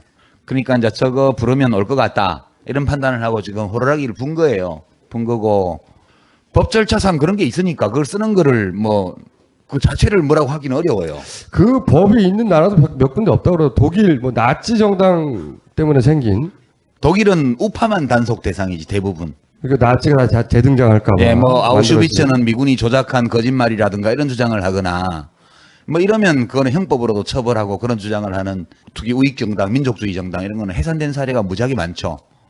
그건 이제 독일은 헌법보호청이라고 정부 조직이 따로 있어서 헌법보호청이 상시적으로 감시를 해요. 그래갖고 이제 그 위헌단체로서의 성격이 짙은 그런 극우 정당들, 물론 극좌 정당도 해산된 사례가 있긴 한데 그렇게 하는 거고. 우리 경우는 이제 상식적으로라면 저걸 헌법재판소 가지고 가면 헌법재판소에서 당연 그거는 기각을 해야죠. 인용을 하면 안 되죠. 그거는 왜냐하면 선거 때마다 지령받았다고 얘기하는데 뭐 지령받은 증거가 어딨어. 지령받았다고 그래요. 그 저도 같이 당해봤지만 시시하게 그런 것까지 지령받는 사람들은 아니거든. 당명도 지령을 받았다고. 네? 당명도 지령을 받았다는 얘기가 오늘 언론에 나온 것 같은데. 당명은 내가 만들었는데.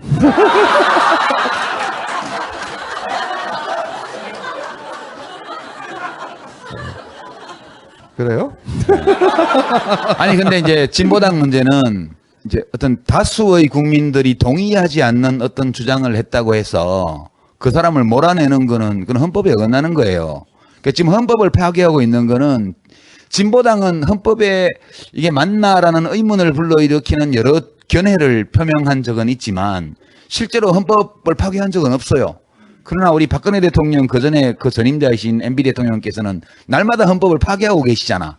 그게 이거는 그냥 권력이 힘으로 법을 동원해서 법치는 법이 다스리는 건데 이거는 법치가 아니고 법을 수단으로 삼아서 자기가 좋아하지 않는 어떤 견해를 가진 사람들을 배척하기 위한 행동이기 때문에 이거 자체가 헌법 정신에 어긋나는 거예요. 실제로 우리나라에서 헌법을 파괴한 적이 있는 전과자는 보수밖에 없죠. 왜냐하면 박정희 대통령이 쿠데타에서 한 번, 유신 쿠데타에서 두 번, 전두환이 또 12.18 해갖고 또 한 번, 그 사람들밖에 더 있어요. 헌법 파괴한 게. 누구들은 뭐 헌법 타령을 하고 있어요. 저는 이거는 그냥 일종의 권력을 가지고 하는 탄압이지 무슨 헌법재판소조차도 정치적 박해의 그런 수단으로 악용하는 그런 거고요. 그분들은 뭐 대한민국 국민 아닌가? 통합진보당 당원들은? 지금 그냥 진보당인가요? 그분들도 다 대한민국 국민들이고 대한민국 국민이면 누구나 뭐 올바른 주장, 절대적으로 진리인 주장 또는 다수가 옳다고 생각하는 주장만 말할 수 있다면 언론의 자유, 표현의 자유가 무슨 소용이 있어요? 그런 거는 원래 사회 구성원 대다수가 터무니없다고 생각하는 견해까지도 얘기할 수 있는 자유가 보장될 때 그게 민주주의 국가지. 저는 이거는 명백한 민주주의 파괴행위라고 생각을 해요. 안 좋아하지만 내가 안 좋아하는 거하고 내가 안 좋아하는 사람을 어떤 놈이 폭력으로 두들겨 패는 거를 판단하는 거랑은 별개의 문제잖아요. 그래서 두들겨 패는 정도가 이건 죽이는 거죠.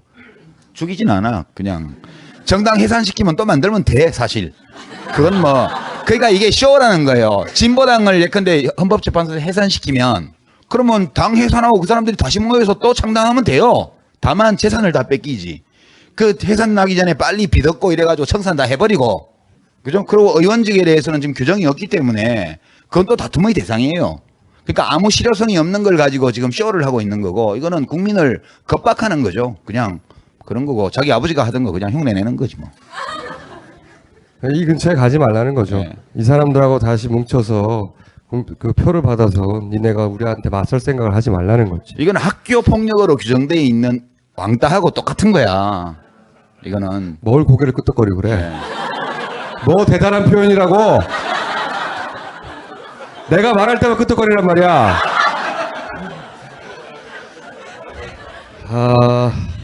그 외에 최근에 유심히 바라보고 있는 어떤 사건 있으십니까? 요거 하면서 뭐 아무 생각이 없어요. 워낙 많은 사건이.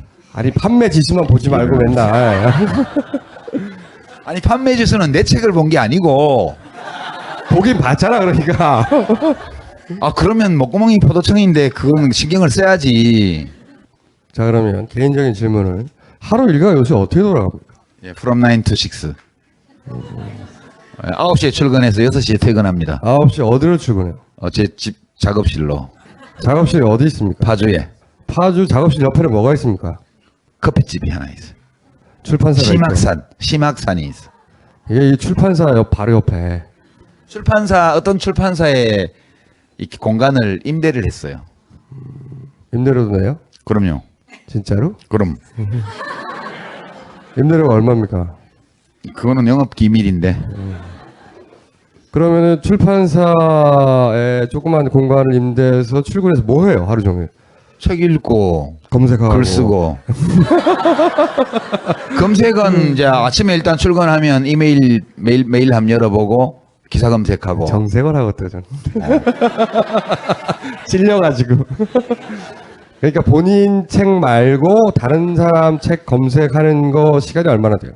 책 검색은 자주 안 해요. 왜냐하면 이제 자료 검색할 때 하는 거니까. 내가 지금 현대사 아니, 작업을 판매 지수. 하니까. 판매 지수? 네. 판매 지수는 뭐 그냥 이렇게 베스트셀러 클릭하면 뜨는 거 보는 거 정도지. 뭐. 본인 책 판매 지수는 하루에 몇 번씩 체크합니까?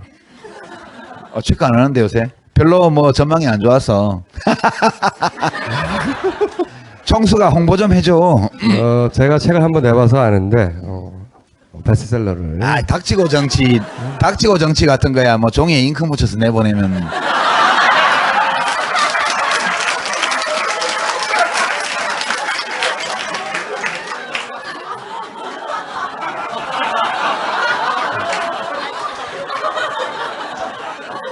그게 그렇게 부러웠구나.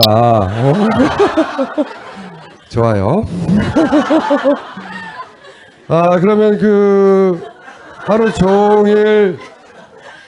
하루 종일 책을 쓰지는 않을 거 아니에요. 글을 쓰지는. 하루 종일 글을 쓰죠. 매일매일? 예. 무슨 글을 매일매일 씁니까? 요즘 그럼 무슨 책을 준비하고 있어요? 왜냐면 제가 원래 계획은 내년 2월 25일 날 박근혜 대통령 취임 1주년 헌정책을 하나 내려고 이제 한국 현대사 책을 내려고 그랬는데 이 책 쓰느라고 한 석 달 중단하는 바람에 이제 납기를 못 맞출 것 같아요. 그래서 그건 포기를 하고 그래도 내년 봄이 되기 전까지는 이제 원고를 다 써야 되니까 지금 그렇죠. 현대사 책. 예. 그러니까 그런 거 말고 뭐 좀 재밌는 책 없어요? 기획하고 있는? 역사만큼 재밌는 분야가 또 있나? 아이고. 맨날 하던지 말고. 아니 근데 요리, 여행 이런 것도 관심이 있다니까요. 요리? 예, 요리. 무슨 컨셉이 뭡니까 요리 책에? 이제 제가 요새 많이 생각하는 게 이제 내가 읽는 것이 내가 되고 내가 먹는 것이 내가 된다. 그런 거예요. 뭐가 가야 이게? 이 사람들이 정말 내가 읽는 것이 정신적인 면에서 내가 되고 내가 먹는 것이 몸이 돼요. 이 먹는 게 되게 중요해요. 그냥 뭐가 의미야? 당연하잖아. 먹는 게 어떻게 그럼? 아니 먹으러 가지. 내가 예를 들어서 이제 책을 한번 써야 되겠다는 거 왜 넣겠냐 하면 이런 거예요. 책을 왜 쓰냐 사람들이 때로 물어보죠. 이게 자기 표현이거든요. 그러니까 작곡을 하는 사람, 노래를 부르는 사람, 악기를 연주하는 사람, 그림을 그리는 사람, 사진 찍는 사람, 글 쓰는 사람, 정치하는 사람 다 똑같아요. 자기 표현을 하는 거거든요. 자기 안에 표현하고 싶은 어떤 것이 있기 때문에 그걸 자기한테 맞는 형식을 찾아서 자기 표현을 하는 건데 음식이요. 되게 좋은 게 자기가 좋아하는 사람들한테 맛있는 것을 해서 같이 먹으면 되게 좋아요. 그게. 그 유시민 요리법이에요, 그러니까? 요리법이라고 하기보다는 제가 옛날에 이제 2007년 대선 때인가 앞두고 대포집 토크를 KBS 한 적이 있었는데 그때 이제 뭐 홍준표 하고 저하고 뭐 노회찬 뭐 이렇게 네 사람에서 했는데 그날 거기가 이제 이 곱창 이런 거 하는 집이었는데 제가 다 구웠어요. 왜 구웠냐면 4시간 뭐가 오야 그게? 곱창 굽는 거 아니냐? 그게 간단한 게 아니라니까. 네 사람이 이렇게 그 불판 앞에 앉아서 소주 먹고 이렇게 해가면서 조영남 씨까지 껴가지고 이렇게 하는데 처음에 제가 이제 가만히 봤어요. 봤더니 노회찬 의원이랑 이런 분들이 뒤적뒤적 하면서 이걸 굽는데 다 태우는 거야. 그래서 안 되겠다 싶어서 집게하고 이제 가위를 제가 받아가지고 계속 촬영을 하는 2시간 동안 제가 구웠어요. 말을 하면서. 아니 그 경험 때문에 그래서 요리책을 쓰겠다는 거 지금? 아, 근데 이제 그 별로 안 좋아하는 사람도 끼어 있어서 그 자리는 별로 재미가 없었지만 진짜 평소에 내가 좋아하는 사람들하고 어디 야외에 놀러 가서 불 피워서 뭘 구워 먹든가 하면 그 고기를 잘 구워서 사람들이 맛있게 먹으면 되게 좋아요. 근데 사람들이 너무 안타까운 게 고기를 엉터리로 구워 먹어. 아니 이게 요즘 무슨 요리책이야? 고기 잘 굽는 법이지. 그 블로그에 한 줄 쓰면 되지 그거야. 그게 또 이렇게 우리 총수는 이 음식 맛에 대해서 자기 표현을 할 수 있는 게 별로 없나 봐요. 무슨 고기에 대해서 내가 전문가예요. 어? 그게 고기를 나는 안타깝게 생각하는 이런 거예요.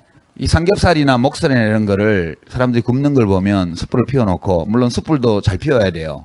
숯불도 엉터리로 피우면 안 돼요. 그리고 구울 때 숯이 어떤 상태일 때 고기를 구워야 될지도 그게 다 있어요. 최적의 조건이. 근데 제일 문제는 고기를 얇게 썰어 오는 거야. 돼지고기를. 소고기도 마찬가지고. 참 대단한 책이 나오겠다. 아, 이게 진짜 대단한 책이 나오겠어 아주. 야외에서 돼지고기를 잘 구워 먹는 것도 대단히 기술과 지식이 필요한 일이에요. 뭐가 의야 이게. 아니 그러니까 그 책 내용이 야외에서 숯불을 어떻게 아니 그것만 있는 게 아니지. 예를 들어서 그러면- 다른 것도 많아요. 그러니까 아이템이 우리가 보통 생선회를 먹으면 근데 또 놀러 가서 여럿이서 가는 건 놀러 가는 거니까 그러면 저기 대명포구나 소래포구에서 회를 뜨잖아요. 회를 떠서 배를 타고 이제 섬에 건너가거나 펜션에 가서 먹어요. 맛이 없어. 안 팔려 이 책. 아직 실제로 회를 먹으면 맛이 없어요. 맛이 없는 이유가 있어요. 똑같은 돈을 주고 좌판에서 회를 떠서 먹더라도 몇 시간이 지나도 맛있게 그 사서 회를 먹을 수 있는 방법이 다 있어요. 이런 게 실용적인 거거든. 제가 뭐가 의야 이게. 그리고 이제 그 써더리를 가져와서 매운탕을 끓일 때 회를 먹고 나서 매운탕을 먹어야 되잖아요. 제가 매운탕 끓이는 걸 관찰한 결과 19번 고추장을 넣더라고. 고추장을 매운탕에. 그러면 안 돼요. 고추장을 넣으면 안 된다고 매운탕에. 이런 게 진짜 좋은 거예요. 이런 책이. 피가 되고 살이 되는 책이야. 그거 쓰지 마요. 에? 자 그럼 다음 책. 아니 이제 그 다음에는 아직 말하기 그렇고 그 다음 책은 뭐 아니 여행에 관한 책을 쓴다는 건 어떤 내용이에요? 예를 들어서 그것도 이제 이게 그 머리를 쓴 책은 이게 아니지 내가 요리를 다 한다니까. 아니, 내가 그러니까- 돼지고기를 굽고 내가 김치찌개를 끓이고 다 한다니까. 돼지고기 못 굽는 사람이 어디 있다고. 자 다 돼지고기 구이라고 다 같은 돼지고기 구이가 아니에요. 그거 그냥 재료를 구입할 때부터 어느 축협에 어느 부위가 맛있다 이게 다 있는 거예요. 블로그 아무리 뒤져도 그거 안 나와. 여러분 요새 맛집 블로그 뒤지죠. 어디 놀러 가면 예컨대 이제 정동진 하면 정동진 맛집, 월정사 맛집 자꾸 찾잖아요. 말하면 사람들이 설득될 것 같아요 이게. 아니 찾으면 월정사 맛집을 치면 몇십 개가 떠요. 그걸 딱 살펴보면 월정사 초입에 있는 산채 비빔밥 뭐 쭉 해서 파는 수십 개의 집이 다 떠요. 그 정보로서 아무런 가치가 없어요. 그 블로그 맛집 정보가 이제는 누구나 다 하기 때문에. 고개 끄덕거리는 사람이 그럴 때 줄을 들고 그 있잖아. 맛집 블로그 정보의 홍수 속에서 진짜 정보를 고르는 방법. 이런 것도 살아가는데 엄청 필요한 거예요. 예. 뭘 박수야 이게. 이때까지 전혀 안 해봤는데 내가 이제 누구 눈치 볼 것도 없으니까 꼭 해봐야지 라고 리스트에 올려놓은 일들 중에 1, 2, 3번이 뭡니까? 리스트가 없어요. 그냥 저는 지금 이렇게 생각해 보면 원래 공부를 하는 게 제일 맞았던 것 같다 그런 생각. 지금 와서 생각해 보면 공부를 하는 게 공부 잘했을 것 같아요. 계속 공부하는 것을 직업으로 하는 게 제일 괜찮았는데. 왜냐면 모든 사안에 지나치게 학구적이에요. 이 책 낸 거 봐 이거. 이 근데- 사태가 벌어지니까 책을 냈어요. 이런 사람 없습니다. 네. 20대에 원래 공부를 하는데 필요한 도구를 다 익혀야 되는 시기잖아요. 뭐 라틴어, 영어 뭐 이런 것부터 해서 한문 이런 걸 툴을 라틴어? 다 익혀야 학문을 할 수 있는데 20대를 그걸 못했기 때문에 할 수가 없어요. 그러니까 이제 결국 책을 쓰는 쪽으로 오게 된 건데 이것도 또 나름 재밌으니까 결국 지금 생각은 그냥 뭐 좀 한가해졌으니까 진짜 좋아하는 사람들하고 시간을 많이 좀 보내고 뭐 같이 음식도 만들어 먹고 예, 그리고 읽고 싶은 책 읽고 읽고 싶은 책 읽고 표현하고 싶은 어떤 생각이나 감정이 있을 때 책으로 표현하고 그렇게 살아야 되겠다 그런 거지 무슨 리스트를 만들어 놓고 꼭 해봐야지 이런 거는 저는 없어요. 해보고 싶은 게 없어요? 그러면 네. 그거 말고는? 별로 없어요. 이제 늙어서 힘도 빠지고 이게 이제 동정을 요구하는 웃음이거든요, 이게. 책 좀 사줘, 이러는. 그래서 전 또 좀 짠하게 돼요, 이 얘기를 듣다 보면. 물론 뭐 생겨먹은 대로 다 사는 거기 때문에 이렇게 사는 게 즐거우니까 이런 상상만 하겠지만 잘 못 놀아본 거예요. 우리의 유시민은. 세상에 놀 게 진짜 많은데 낚시하고 그 다음에 매일 책 쓰고 그 다음에 판매지수 검색하고 그런 거 말고 확 놀 수도 있을 텐데 그런 거 없어요? 근데 뭐 노는 게 특별한 게 있나? 많죠. 뭐 노는 거. 익스트림 스포츠를 즐기거나 이런 게 있으면 몰라도 그게 아닌 한은 뭐 시간 날 때 좀 산책 좀 하고 예 그리고 산책. 좋겠다 산책. 아 요즘 제가 이제 굉장히 자주 하는 일이 우리 집이 이제 거기가 시골이 많아서 걸어서 5분만 나가면 바로 논밭이에요. 그래서 논밭을 가로질러서 30분을 걸어가면 조그만 카페가 하나 있는데 30분 걸어가서 차 한 잔 마시고 30분 걸어오고 혼자? 딱 1시간 반. 혼자는 아니고 우리 집사람하고 같이 둘이서 매일? 애인이고 매일 매일 매일은 아니고 일주일에 한 3번. 일주일에 3번. 예, from 9 to 6 하면 집에 저녁밥 먹고 설거지하고 나면 저녁에 별로 할 게 없잖아요. 그럴 때 산책을 하면 참 좋더라고. 아니 뭐 이런 뭐랄까요 완전히 다 놓고 휴식을 취하고 여유 있게 걸어 다니고 시간을 천천히 보내고 다 좋은데 그런 거 말고 그래도 된다고 생각 그만한 자격을 얻었다고 생각하는데 열심히 살았으니까 그런 거 말고 아 이거 꼭 해봐야지 이거 그런 거 없어요? 그런 게 없어요 이제는 내가 잘할 수 있는 일을 차분히 잘하면 살아야 되겠구나 그런 생각이지. 검색? 아, 자 그러면 1년이 됐건 2년이 됐건 다시 만나기로 하고 오늘 더 이상 할 얘기 없죠? 그럼 여기서 마치기로 하겠습니다. 네.